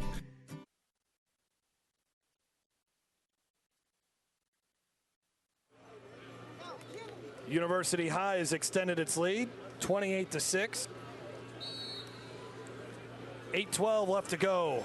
Third quarter as the Cubs scoring on 4th down. 2 big touchdown passes from McKernan to Dorian Harris have really been backbreakers for this Kittens team. Darryl Asbury came into this game really telling us, I'm a little concerned about the youth in my secondary, and University High has exploited that tonight. Yeah, they've gotten behind the secondary a couple times here, and really, when that has happened, McKernan has made them pay, and you just got to clean that up and kind of stay in better protection back there. But you guys really burned them on two deep balls. They stick with the freshman quarterback, Angelo Izard. Travon Myles, who started the game, is still on the sidelines. Doesn't look like he's injured or anything, but Darryl Asbury right now hoping that Izard can make something happen. I formation here for the Kittens with the 3 wide receivers. They go to the ground, and the Cubs meet Tyrion Davis right at the line of scrimmage, and barely a yard picked up on that play. Yeah, I mean, the momentum in this game has really shifted to U High, and obviously the big touchdown right before the end of the half, able to get Southern 3 and out, and then another big bomb they drop on them. And so now Southern's really playing behind the chains here. They got to get something going. By the way, we've learned that number 77 is Jacqueline Roy, who has a bunch of offers himself. He's just a junior, had 9 tackles for a loss last season. And he's made a couple of plays right there at the line of scrimmage. Izard the throw. Pocket breaks down. He slides and picks up a few yards. Another 3rd down coming up here for the Kittens. Made the right decision there to get out of harm's way. Yeah, you think. Yeah, he did, and got positive yards there, but still, third and long situation, and it seems like Southern Lab's been in these situations all night and really haven't gotten positive production. 2 for 8 on third down. Darrell Asbury hoping for a big play here to get his team back into it. Izard throws and incomplete. Knocked away. Jacob Burke there once again as they try to get it to Theodore Knox, a sophomore who's already receiving offers at 6 foot, 185 pounds. But the heady Jacob Burke got a hand in there, knocked it away, and another 3 and out for the Kittens offense. Pass just a little behind him. If you put that pass more out in front and just down a little bit, then obviously Southern Lab has a chance to make a play on it. But when you put it kind of high and up, the defensive back is going to have an opportunity to get in there and break that ball up, which they did. Last couple of seasons, Southern Lab's offense was led by Quincy Fillmore, who ended up throwing 56 touchdowns during a 2-year period. He's now at Grambling. Fair catch going to be called there at the 37. 31-yard punt, best punt of the night for Guidry. Don't miss any of the action. Go to yearview.com/football and sign up for the Game Time newsletter to get the previous week's highlights, stories, and recruiting news, along with a preview of the upcoming week's matchups delivered straight to your inbox. You can check out all the other games in the Yearview markets. Tomorrow, again, we got more football for you here on Yearview. A special Saturday night game between Rummel and Escambia from Pensacola. We'll be on the air at 7 o'clock. Be myself, Reggie Flood. What you see in that one, Jeff? Well, I think Rummel is better than what they've been the last couple of years. It's been kind of a mediocre oh, look at this. Big run coming up here for the Cubs. New running back into the ball game, too, and busting it all the way into Southern Lab's territory. That's Cullen Claiborne, a junior running back. Maybe Cullen Claiborne. Big run for him. He loses his helmet on the play. Yeah, and we were wondering who was going to fill in for Mike Hollins, and had an injury to their usual second-team running back, and here you see Claiborne filling in nicely for Hollins and developing, the depth chart there for Chad Mahaffey and his running back crew. Breaking a couple of tackles, good hips, ran hard. Hollins back out there. McKernan back to pass. Lofts another one. Hollins. Did he get a foot in bounds? No, he did not. Yeah, I think he was juggling that ball just a little bit. That one kind of drifted on him and wasn't able to make the play in bounds there. Just to answer your question, now we got a stoppage here as we watch this one again as Hollins. Yeah, just drifted a bit on him and couldn't quite haul it in. Go ahead, Jeff. Yeah, but Rummel, I think they're better than they were a year ago. Escambia is led by Mike Bennett, who's kind of he's been a veteran coach there in the Panhandle of Florida, and Escambia is off to a good start. Now, Escambia doesn't have a guy like Emmett Smith or Trent Richardson, a couple of great running backs that have played at that Pensacola school. McKernan's pass is deflected as Makiya Tongue couldn't bring it down. That was bang, bang. I was wondering there if Weber had gotten there a little early, but that's a good defense that time. Good closing. So we're expecting a good one from Joe Yenny Stadium tomorrow night. Hope you can join us. I know there's some college football games on, but I think we're going to have a good one tomorrow night. Speaking of Rummel, how about old Chase coming down with a big catch for LSU in Miami? Yeah. Thought you were going to talk about Chase Forcade, who led Nicholls State's victory over Jamar Chase. That's right. Yeah, but Chase Forcade, a former quarterback at Rummel, has Nicholls State. Tulane's on upset alert.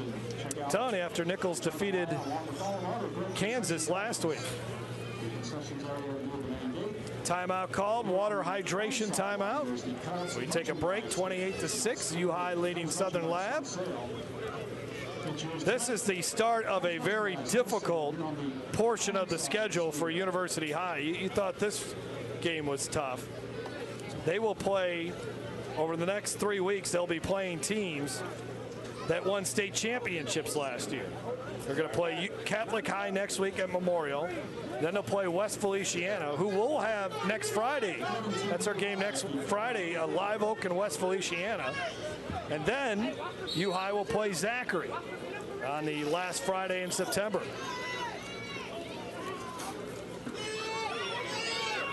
They give the football again to Claybert, and boy, this kid's hard to bring down. He is. You know, he's another first down. He's got to keep his helmet on. That's his problem, though. There's a look at the Cubs schedule. Still always weird when I don't see Parkview Baptist on that schedule. Yeah. But they did play in the Jamboree that was won by University High.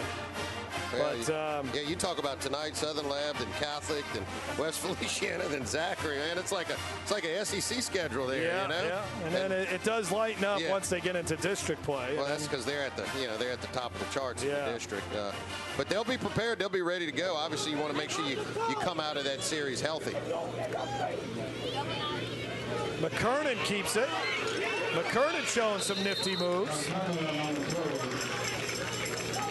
Well, it's really hard to believe, you know, that McKernan really didn't start playing quarterback until 8th grade. Yeah. You know, to have progressed like this, and, you know, again, talking with his dad, one of the things that he's noticing more is that he's running a little bit more this season and showing that he's got some athleticism. We know he was a top striker in soccer, and before he really converted to football, so he's got some speed, some elusiveness. I also want to say he had a broken hand his sophomore season, if I recall correctly.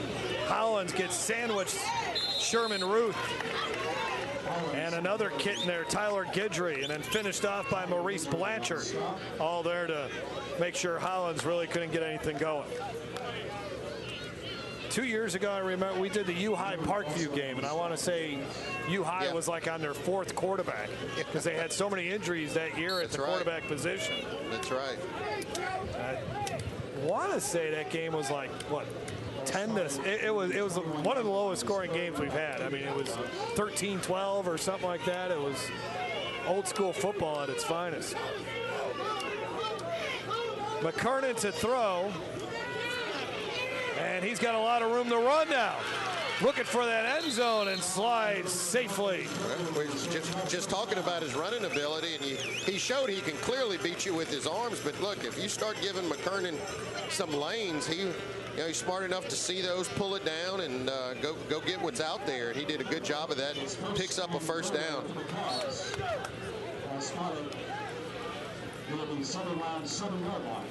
He'll be placed at the 7-yard line of the Kittens as U-High looking for more here.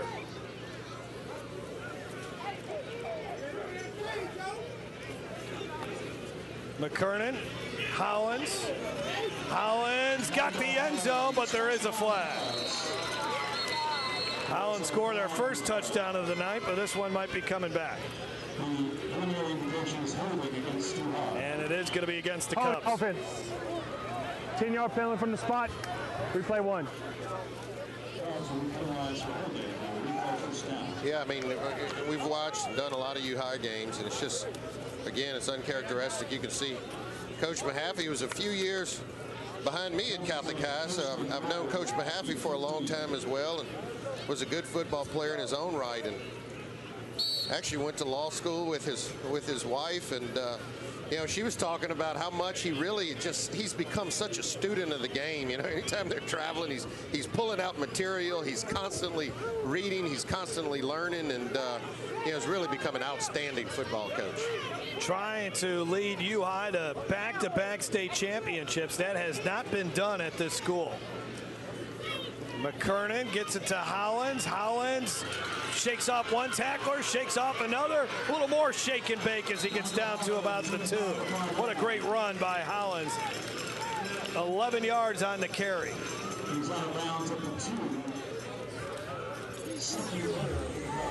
Again, this is just all Mike Hollins. And really, Jeff, I think this is such an underrated back. And, you know, I think before the recruiting season is over and done, there are going to be a lot of colleges, and I think some big-time colleges wanting this guy.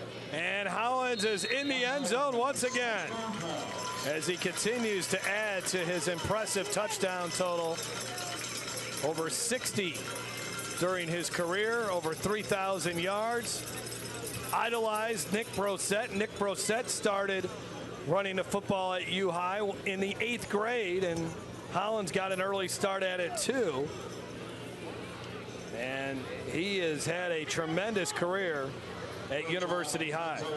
Yeah, what a great mentor to have. I mean, coming on U-High campus, and you got a guy like Nick Brosette that you can learn from and be a mentor for. And I'll tell you what, this guy's been doing it for U-High, as you mentioned, since his 9th grade year.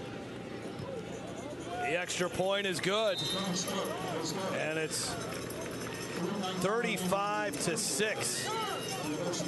U-High has been impressive tonight. Ranked number 6 in the country by Max Preps, and they have looked like it. We'll be back after this. More Game Time on Yearview after this. When I tore my ACL, I didn't think I'd ever be able to play soccer again. My doctor told me how important physical therapy would be, so I chose Peak. I'm glad I did. Now I'm stronger, faster, better than ever. Choose Peak.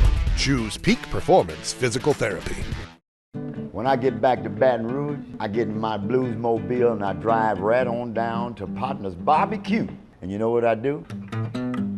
I get me some ribs, all tender too.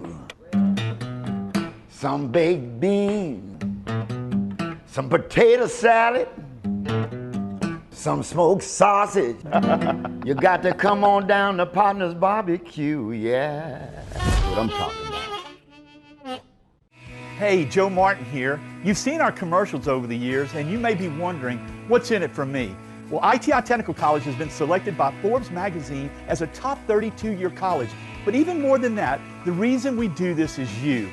Our tagline is for a better life, and we mean that, for you to be able to have the life you've always dreamed about, to do the things for your family you've always dreamed about. And it can begin here, where we are dedicated to your success, because here at ITI, the reason we do it is you.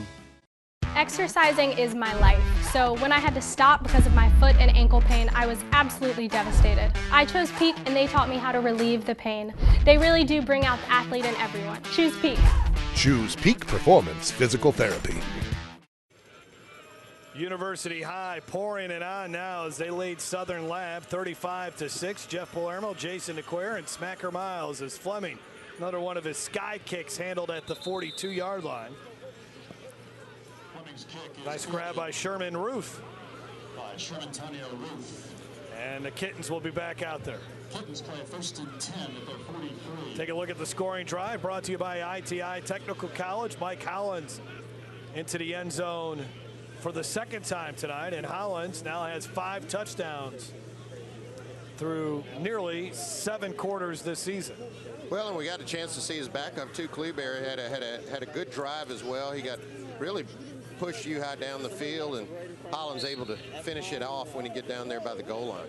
First and 10 at the 43. Angelo Izard still in at quarterback.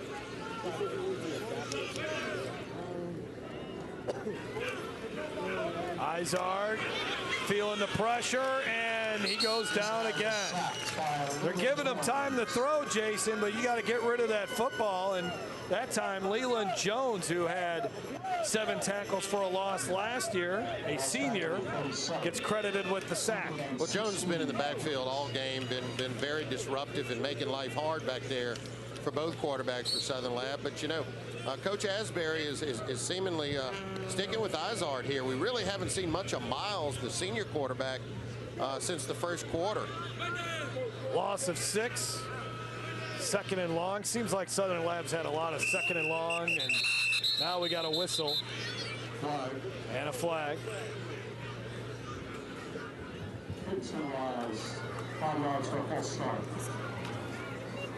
Well, it's just unraveling here. You see, again, a good look at Coach Asbury.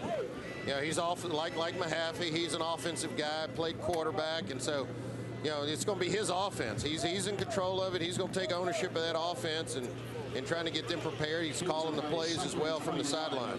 3 penalties, 15 yards. His team really came into this contest pumped up, ready to go. He told us before the game, Jason, that at practice this week, the players were out on the field before the coaches. They were that fired up. Watch out. Watch out. Tyrion Davis all the way to the 30-yard line before he's tripped up by Brighton Constantine. Two FBS players going after their 36-yard run for Davis. Well, he just reminds you of an SEC back. This guy's just big and powerful. You know, kind of a downhill runner, likes to get north and south, and that's where he does his damage. And, you know, that's how most of the big physical backs in the SEC are. I mean, this guy's going to go across the street over here. I think he's going to do good things at LSU. Well, some people were disappointed when John Emery, the running back at Destrehan, committed to Georgia, but Tyrion Davis has been that's going to be intercepted, picked off by Christian Harris. And here comes a head of steam the other way, and a lot of green grass in front of him. He's got a block and then tripped up at the 40. Really good tackle there by Charvis Thornton. Harris a little slow getting up, but that was easy pickings for the Texas A&M commitment. Yeah, a couple flags back here, and Theodore Knox was the intended receiver, but he fell down on the route, and really Christian Harris ended up running the route, made a great play on the football.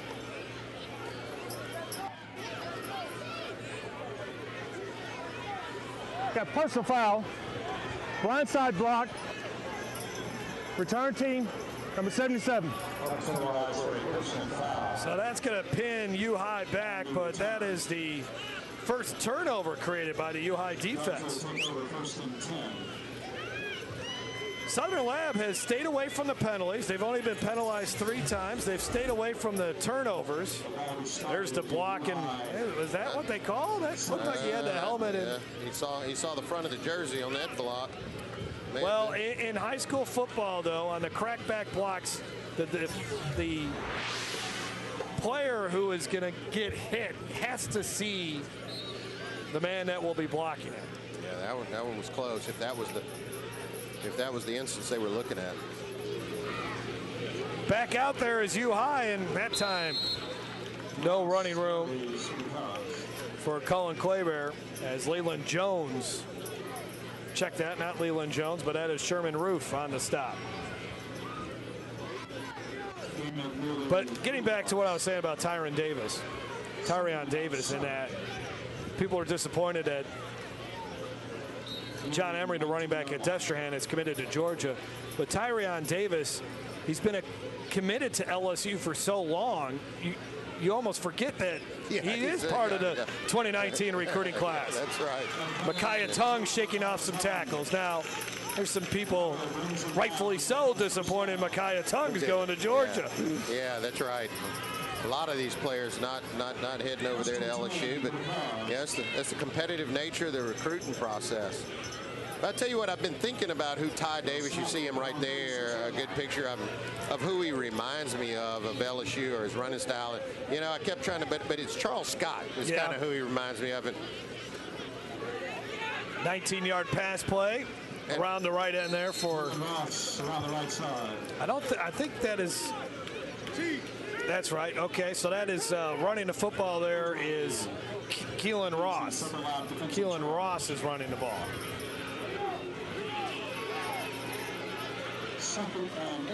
Second and 8 here for the Cubs. Oh, another snap that goes over McKernan's head, and he'll dive on it. Well, again, it's, you know, I know it's a loss and it's a bad snap, but that's a smart play by McKernan. Oftentimes you see that ball kind of fumbling around back there, and too many times your offensive player tries to pick it up and doesn't secure the football. So does the smart thing, he secures the football. 2 touchdowns for the Cubs in this third quarter, and they've expanded their lead. They're up by 29 now over the Kittens. 1 more quarter to go from Jeff Boss Field, as the U-High Cubs have been punishing here tonight. Keelan Ross, backup running back, and Chad Mahaffey. They're fired up here at U-High.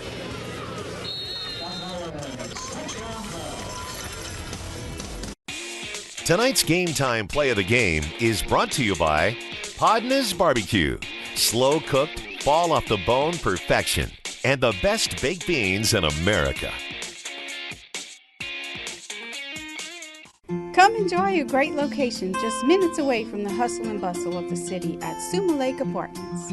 Experience luxurious living with all appliances included, granite countertops, and walk-in closets. Relax in a peaceful environment by the pool or enjoy fishing in a 9-acre lake. Kids are sure to enjoy the playground and basketball court. Located in Livingston Parish in a great school district. Call today, 225-686-1111.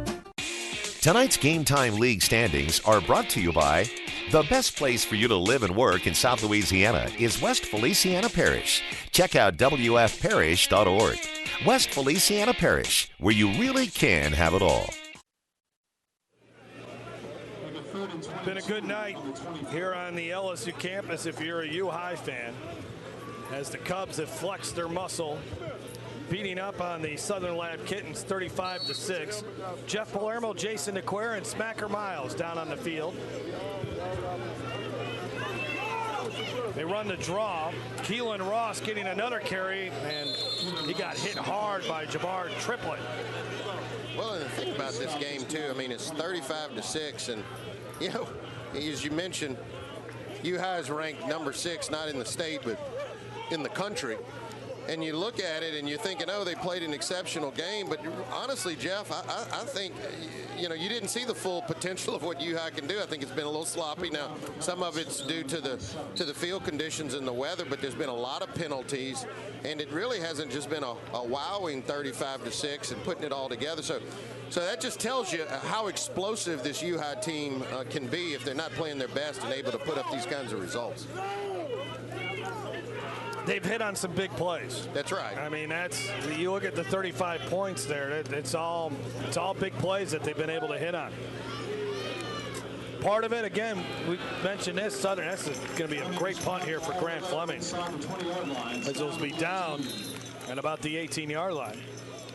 But we talked about it, the young defensive secondary for Southern Lab, they've been exposed in this game. They've given up some big touchdowns. John Gordon McKernan hitting 3 big touchdown passes. There's really been just one established drive, that second to last drive that we just saw, where U-High actually kind of marched down the field, got inside the red zone and scored. The other 4 touchdowns have been 40 yards plus. Yeah, that's right. And I'll tell you what, you got to give, again, Coach Mahaffey a lot of credit for dialing those pass plays up at the right time, because really they were kind of just rocking you to sleep there. You see Hollins left, Hollins right, little short passes.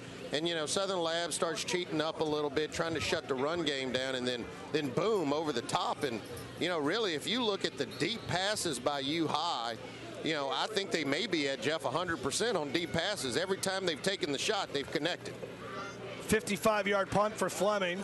Izard loses the ball and then has to fall on it. Been a tough night for the freshman, as he has to grow up quick going up against this really good Cubs defense. University High's done a nice job.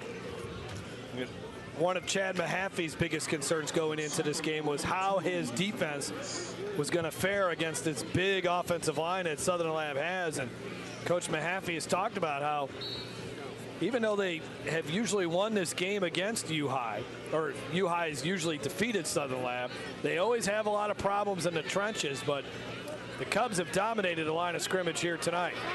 Tyrion Davis up to the 38-yard line, and there's flags down. And he might be cramping up now, too. Yep. Well, and that's big Cordell Thomas that was out there leading the way all the way down the field. But 29-yard run for Davis. Let's see if it sticks. Offense, number 2, 10 yards from the spot of the foul. Replay second. Theodore Knox the penalty. That's so unfortunate. I mean, look, you don't need to do that. And, you know, let your big back get out there. But, you know, finally you get a big play on offense. Ran behind Cordell Thomas, number 70, who handled his blocker. Yeah, he's looking for more. And that's showing his speed. I mean, he's 50 yards down the field. Getting back to Cordell Thomas, I haven't watched a ton of YouTube videos and cut-ups on offensive linemen. But I watched Cordell Thomas, and that was I think that's the best thing I've watched all week. I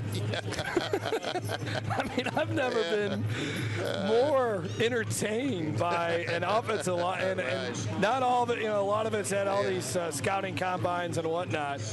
Yeah. But he's been playing since he was 3 years old. He was big enough to start playing Pee-wee football when he was 3. I would have put my 6-year-old off. You know, see that 3-year-old coming in.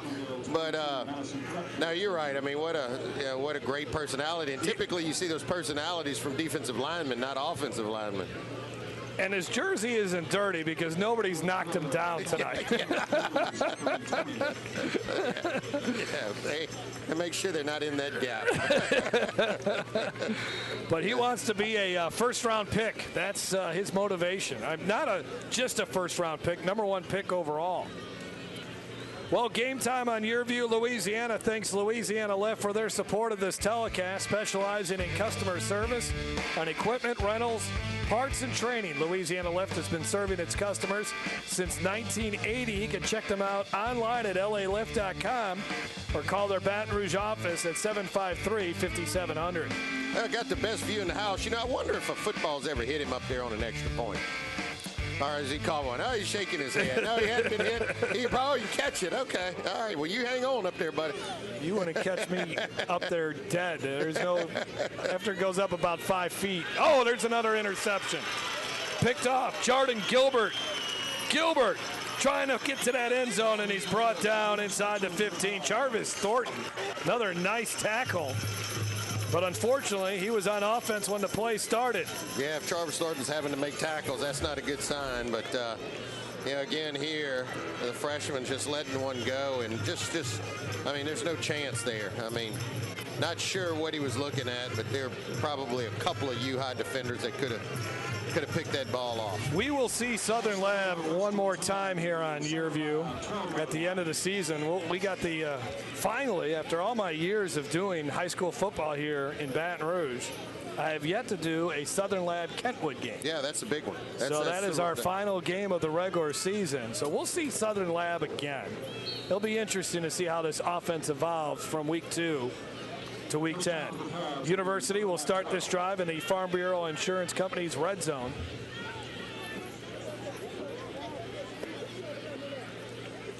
McKernan still in there. Now they got a new running back in there. That is Cameron Dorsey. Dorsey up to the 6. Oh, we talked about the tough stretch that University High has coming up, playing Catholic, Westphal, and Zachary. Not going to get any easier next week for University. They got Scotlandville. They got Parkview Baptist in a couple of weeks. Ascension Catholic, they made it last year to the Division IV state championship game. Again, Southern Lab was ineligible for the postseason. Ascension Catholic ended up losing, but that'll be a good game in October. Another run up the middle for Cameron Dorsey. Well, look, I mean, you look at this game and you're thinking, okay, Southern Lab is going to struggle this season, but they're going to put it together. Yeah. Keep in mind, this is a 1A matchup versus a 3A matchup, so they're not even playing in the same classification. But, you know, here you go. You get, as you were talking about, Jeff, the schedule of Southern Lab and the road they face ahead of them. Scotlandville's pretty good this season. I think they were ranked in the last Sports Writers Association poll, just getting in there in the 5A level. Bit of a rebuilding year for Parkview, I think, and you're right. That November 2nd matchup, I'd circle that deal. That's going to be a big one. Southern Lab Kentwood. Running the football once again was Dorsey, and a bunch of kittens scratch and claw to bring him down. Sherman Ruth on the carry. Yeah, one of the things that I didn't see Southern Lab do that Coach Asbury said he wanted to attempt in this game was really challenging downfield some of the U-High defensive backs on some deep routes. He really thought he had the wide receivers that could run some deep routes and get behind them, and we just didn't see a whole lot of that. Now, look, when you're having trouble getting some of that defensive line of U-High blocked and you don't have the time to release it, that all factors in, but we really didn't see the Southern Lab receivers press those defensive backs. Dorsey gets hit. And now it's Stephen Ross again, and he loses his helmet. That's the third time he's lost his helmet. He's going to be first down. But I think he's got enough for, did he get enough for a first down? Or was that that was 4th and goal, right? Stop. First down. So it is going to be first down for Southern Lab. It's 4th down, it wasn't 4th and goal. So the Kittens will start deep in their own territory, down by a bunch.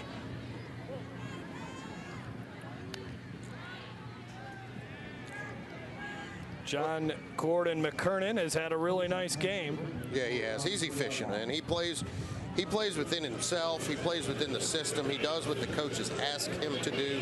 And I mean, the guy can. I mean, he's accurate with the football, and he's shown you that there's been very few incompletions. And when they were incompletions, so some of his guys just dropped the passes. But great night again for John Gordon McKernan. Southern Lab running the ball, trying to get away from its own end zone. And they've gone to some of their backups as well. Latrell Pruitt gets a chance to carry the football. And on the stop, Carlin Fox. Yeah, I'm really interested to know, kind of what was then behind the decision making of Asbury to, to kind of go with the freshman most of this game. I didn't see Myles get shaken up. He said he likes to play them both, but I'm wondering what was really behind that. And you see Myles has struggled a little. I mean. Nice pass there by Izard, and gets it to his playmaker, Reginald Johnson. Johnson has some SEC schools taking a look at him, Tennessee, Georgia, and A&M. With some great hands, there is a flag on the play. Holding. Offense. Number 2. 10 yards from the spot. Replay second. Second time that Theodore Knox has been guilty of holding.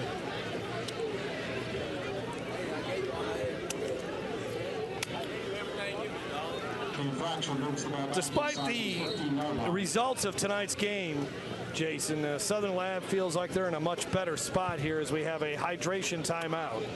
Official timeout for hydration. First of all, they were able to play in the postseason this season.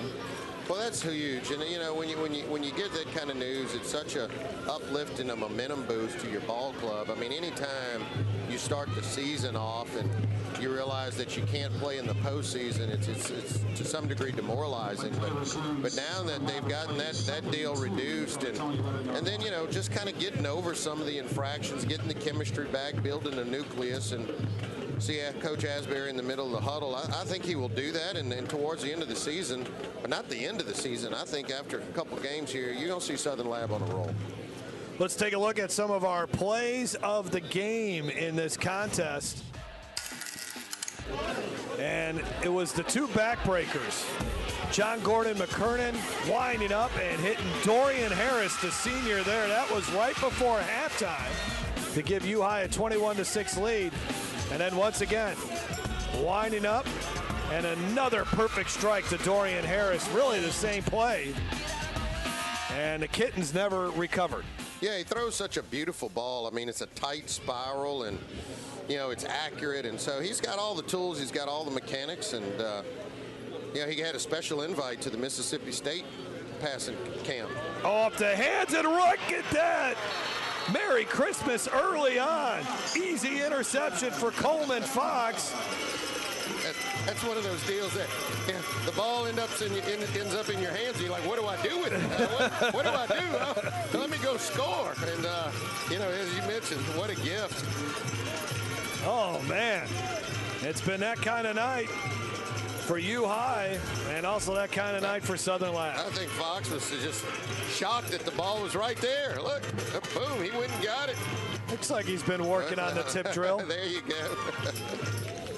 Tough night for the freshman, tough night, and that wasn't his fault. Thornton just couldn't control that one. Obviously pops off the pads, and as you mentioned, it's just kind of the night that it's the way it's going for Southern Lab. Second interception thrown by Izard. Third interception, right? That's his third interception. Fleming. Extra point is good. 5:32 remaining.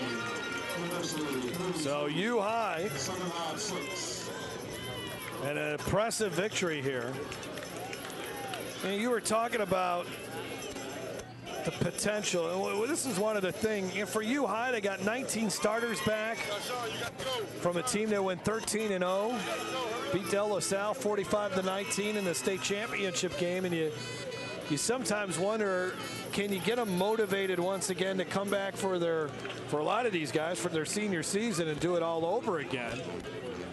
Well, and then a lot of people asking, hey, is this U High team better than it was last year? And as you mentioned, with 19 returning starters, you would think, hey, this team has the potential to be even better. But how do you get better than winning a state championship? You know, I mean, how do you top that? So the expectations are high, and unfortunately, it's kind of like state championship or bust. Well, and Coach Chad Mahaffey will tell you they do not shy away from those expectations.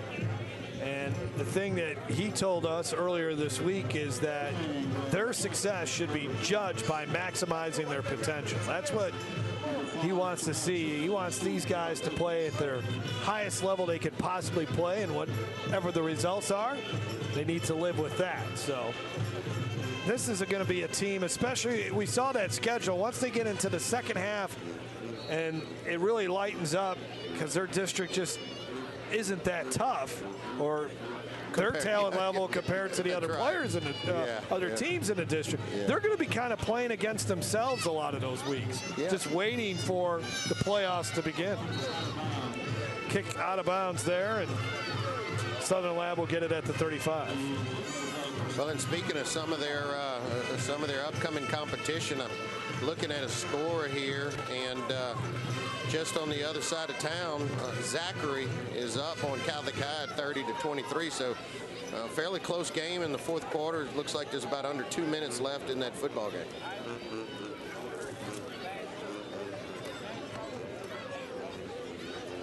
Catholic beat Parkview Baptist last week.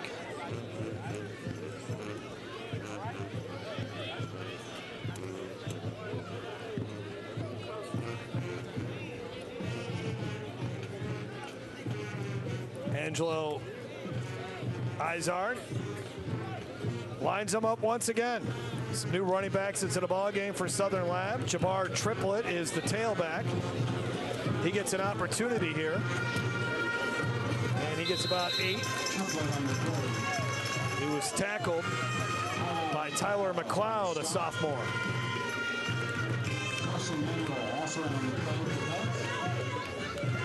University High is 31-2 in district play the last 5 seasons. That gives you an indication of how they've dominated their district. I think we saw one of those losses when they lost to Parkview. That's right. That's right. Right here on this field. That's when they had Reggie Haynes, his name, or his last name rather. From the 43. Little run. This is a nice run here. Oh, look at this, breaking through. All the way inside the 20. Latrell Pruitt. One of the bigger offensive plays of the night for Southern Lab. Yeah, good looking run there by Pruitt. Keeping his balance, breaking tackles. Good ball security too. It looks like he's done this before. Jaquise Wallace, a kid that's being recruited by Texas State, Memphis, and Georgia State. Number 78, the key block there to spring Pruitt. That time, U-High's defense not having any of it. Walton Roberts, another sophomore, on the tackle of Jamar Triplett. Well, and Pruitt's only a 10th grader, so you know he's a sophomore. You start thinking about this Southern Lab program into the future. You got a 9th grader playing quarterback, and you got a sophomore running back, and Pruitt who looks good, and so yeah, the future looks good as well for Southern Lab.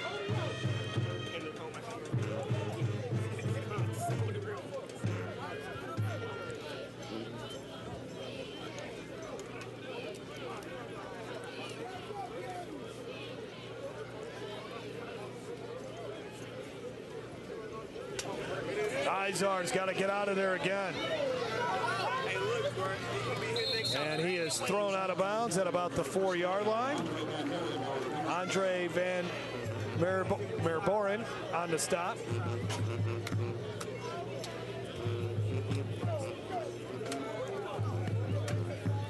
Well, Coach Asbury told us, Izard, he likes running the football. And he has shown that here. He's really been a guy that if his first look isn't there, he's taken off with it.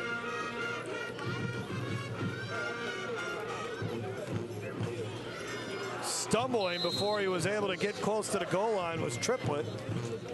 He goes down at the 2-yard line. Well, the game's out of hand, but here's where you got to keep your team in the ball game and just say mentally, hey, let's punch this one in. You know, let's try to get something positive going, punch one in the end zone, and you know that'll do a lot for the whole mental boost of it. And there is a touchdown. Getting into the end zone was Latrell Pruitt. He had a nice run to get him all the way down here, and now he's cramping up. Yeah, went down slow. Well, sometimes those cramps sneak up on you. Yeah, he's grabbing the calf. I'm assuming that's. I told you to come over there when he left, but you ain't come. His shoe game is strong now. I like those shoes. Yeah, and see, watch here. He doesn't. All of a sudden, it just sneaks up on him at the end. I don't know if they have it here, but yeah, right there. Yeah. It's kind of like when I'm sleeping, Jason. That's exactly what happens to me. My first few steps when I get out of bed in the morning, you know. I couldn't make it to the coffee pot. Oh, man. The goals we set for ourselves these days, man. So, yeah, hopefully that's all that is a cramp. But, you know, you mentioned again that sixth national ranking by U High. Jeff, I guess some more trivia here. When was the last time a team from the Louisiana was ranked that high nationally? Well, it'd be John Curtis. They were declared national champs in 2012, I want to say. Was it 12? Yeah, pretty sure. Okay. Pretty sure they. But there hadn't been anything, you know, probably of relevance in between 12 and 18. No, for sure not. Yeah, no. I'm trying to think who. I remember back in the day when I was at Catholic High and Ruston beat us like 60-something to who knows what, and in the state championship they were ranked number 2 in the country. Really, number 2? Yeah. 2-point conversion converted as Keon Kaiser runs it in. So that'll make it 42-14.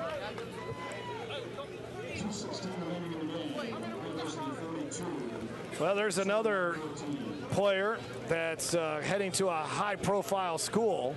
Just the wrong Tigers, that's all. And that is Brighton Constantin, who's a very vocal player on this defense. And he is heading to Clemson.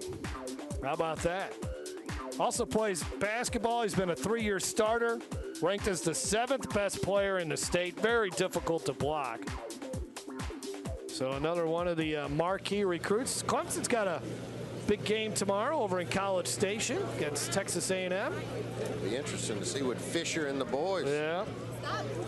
Well, if they keep that rivalry going, maybe Harris and Constantine will be competing against each other. I like those kind of games, John. I'm not a big. I know you were in Dallas last weekend. I'm just not a big fan of the bowl games at the beginning of the year. It's all about recruiting. Neutral site games. You know, LSU likes to play in the Texas area. They could go play TCU, and TCU can come down here. Yeah, they want to play in Dallas so bad. That's right. That's what they do. They try to, you know, profile their clubs and those big areas in your recruiting hubs.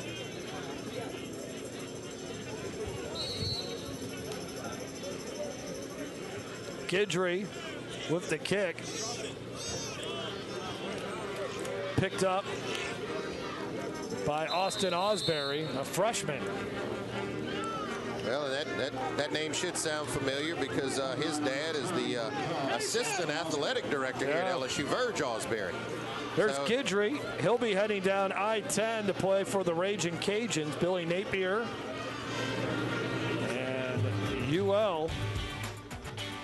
But this kid's he's a big guy. That's good commitment for Coach Napier and the Cajuns. He looks like an outside linebacker, an edge rusher. He's tall. Look at those arms, long arms. I mean, that's what you know, kind of lean, can run. That's what you look for in those edge rushers, man. And those are the guys getting paid now in the NFL, too. New quarterback in for the Cubs. That's Tanner Lawson.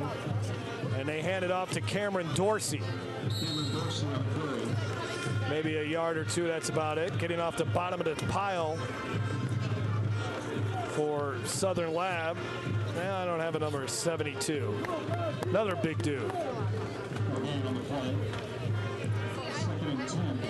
And we hadn't called his name, but UHI has another former LSU player's child on this team, and that's number 40, Makiya Davey. He's the son of Rohan Davey. How about that? Man, getting old, Jason. Actually, I should have started earlier. I should be saying, hey, you know, I wish mine was in high school. Rohan Davey was fun to watch. He was, man. Enjoy his analysis now. Very smart guy. He is, and he's developing personality. Yeah, he's always had a personality. You know, but he's been fun to listen to. So there he is, Makiya Davey. Yeah. Looks just like him. Yeah, he does. Rohan can't deny that child. Looks just like him. He's probably been to Jamaica a few times. I'm sure. I'm sure. Under a minute to go here as UHI letting that clock wind down. Another victory for the Cubs, who will face a tough test again next week against Catholic High. That should be a good one from Memorial Stadium. And Southern Lab has another kind of rivalry game against Scotlandville next week. Yeah. Chad Mahaffey will be facing his former high school. He's a alumnus of Catholic High, but he's pretty he's got it rolling right now here at University. Oh, he does. I mean, he has built a program that just, I mean, it just keeps reloading each and every year. And tell you what, he's built a good framework here too. It's a system, you know. That's what everybody likes to develop, and he's got it here. The Nick Sabans of the world have these systems, and he's put a system in place here at UHI, and it works. Very good performance for UHI as they defeat Southern Lab 42-14, holding down the Kittens to just 2 touchdowns. That's a pretty tough chore, and UHI really hit some big plays in this contest. They've had 4 scoring plays of 39-plus yards in this contest, and that to me was the difference in the game. You know, a lot of times our keys, when we present the keys at the beginning of the game, Jason, is limit the big plays. Southern Lab unable to do that here tonight. No, they weren't. McKernan burned them a couple times deep, and you know, like you mentioned, wasn't the long sustained drives for UHI, but it was the big plays that really broke their back. And I also tell you, look, you got to credit this Cub defense. They played well. They got after the quarterback, and although Tyrion Davis and Thornton got theirs at times, they really played a good game. Down to the field, Travon Myles has Chad Mahaffey. The team was outstanding in all 3 phases of the game, but you talked about defining success as maximizing your potential. What did you see tonight? Don't know if we're there yet, but second half I thought we came out with a little bit of fire and played well. Again, a really good team that coach has right there. A lot of penalties on both sides, and that's probably the number one thing we want to clean up. But I thought they played very hard and come out with a good win against Southern Labs. It was a good job by these guys. Big win tonight, but you also have a lot of big games coming up with Catholic, Zachary, and West Feliciana in the next 3 games. What do you need to improve on? You know, like I say, penalties probably right out the chute is what sticks in my mind. You know, assignments you always kind of see as we get on film, and you know, I know defensively coach is going to be upset that we let them at 4th and long get a score in the first half. So just little things like that, and there's always plenty of things we can improve on. Earlier this week you talked about needing to improve on the depth of your team to make it to the state playoffs and win another state title. Were you able to get some of those younger guys in tonight? One kid that I'm proud of, I thought Keelan Ross got in and ran the ball hard. We got to figure out a way to keep his helmet to stay on, but he did a nice job running. Thanks, Coach. Good luck this season. Thank y'all. Yeah, Keelan Ross had a nice night tonight as he filled in for Mike Hollins when the game got late in this contest. His helmet did fall off 3 times, but he had some nice runs. U-High wins 42-14 over Southern Lab. We'll take a break, and we'll have more from Jeff Boss Field on the campus of LSU. This is Game Time on Your View. Tonight's Game Time Player of the Game is brought to you by Peak Performance. At Peak Performance Physical Therapy, we treat the athlete and everyone. Stronger, faster, better. Choose Peak. Check out the stories behind the games. Visit yourview.com/Louisiana. Okay, listen up. I know you offer great auto rates, local agents, fast, friendly claims, but do you want to be a legend? You got to get tough, kid. When I'm done with you, nothing's going to keep you down. Great talk, Brett. Can we get back to your auto quote now? All right, sure. Great. Get great auto rates and local agents at favrates.com from Farm Bureau Insurance. How about some water? No, thanks. I'm good. I think that people want to be in West Feliciana because it's truly one of the unique parts of Louisiana. That if you live in West Feliciana, you can have it all. You can have a great lifestyle, a government that works for you and is open and transparent. You can have wonderful neighbors. You can have a great school. You can live in an environment that's free of fear from crime. We're less than 20 minutes from the Baton Rouge Airport, 30 minutes from the state capitol. What we have in West Feliciana is a place where you really can have it all. When I get back to Baton Rouge, I get in my Blues Mobile and I drive right on down to Partner's Barbecue. And you know what I do? I get me some ribs, all tender too. Some baked beans, some potato salad, some smoked sausage. You got to come on down to Partner's Barbecue, yeah. That's what I'm talking about.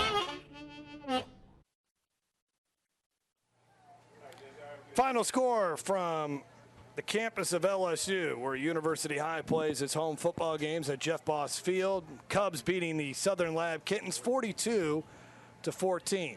Time now to find out who our player of the game is. And we're going to give it to the U-High quarterback. That is John Gordon McKernan. 3 touchdown passes in this game. Threw for over 200 yards. Shook off that early interception. This was the big TD right there. That made it 21-6 right before halftime. And then he hits Dorian Harris again. Another long touchdown pass, and that pretty much took the will away from Southern Lab on that play. Well, again, just efficiency. 14 passes and 217 yards. 3 touchdowns. What can you say? The guy is good. He's accurate. He's efficient. He plays within the system and within itself, and he's a leader out there for this U-High team. Certainly is. And U-High wins convincingly here tonight over Southern Lab, and now they'll look ahead to a big game coming up next week against Catholic High. That will do it for our coverage of tonight's game between these 2 lab schools. Want to thank everyone involved in this one. Eric Coleman, the executive producer of Game Time on Your View, Louisiana. Want to thank the 2 coaches for helping us out, giving us all the information. Chad Mahaffey and Daryl Asbury, 2 of the best to work with. For our producer, Cameron Galloway, Smacker Miles down on the field, Jason DeQuare, I'm Jeff Palermo. Thanks for watching. Final score again, U-High 42, Southern Lab 14, and you saw it here on Your View. Game Time on Your View was brought to you by Louisiana Farm Bureau Insurance, ready to serve you with auto, homeowners, life insurance, and more. Real service, real people. West Feliciana Parish. The best place for you to live and work in South Louisiana is West Feliciana Parish. Check out wfparish.org. ITI Technical College, your key to a better life. And by Peak Performance. At Peak Performance Physical Therapy,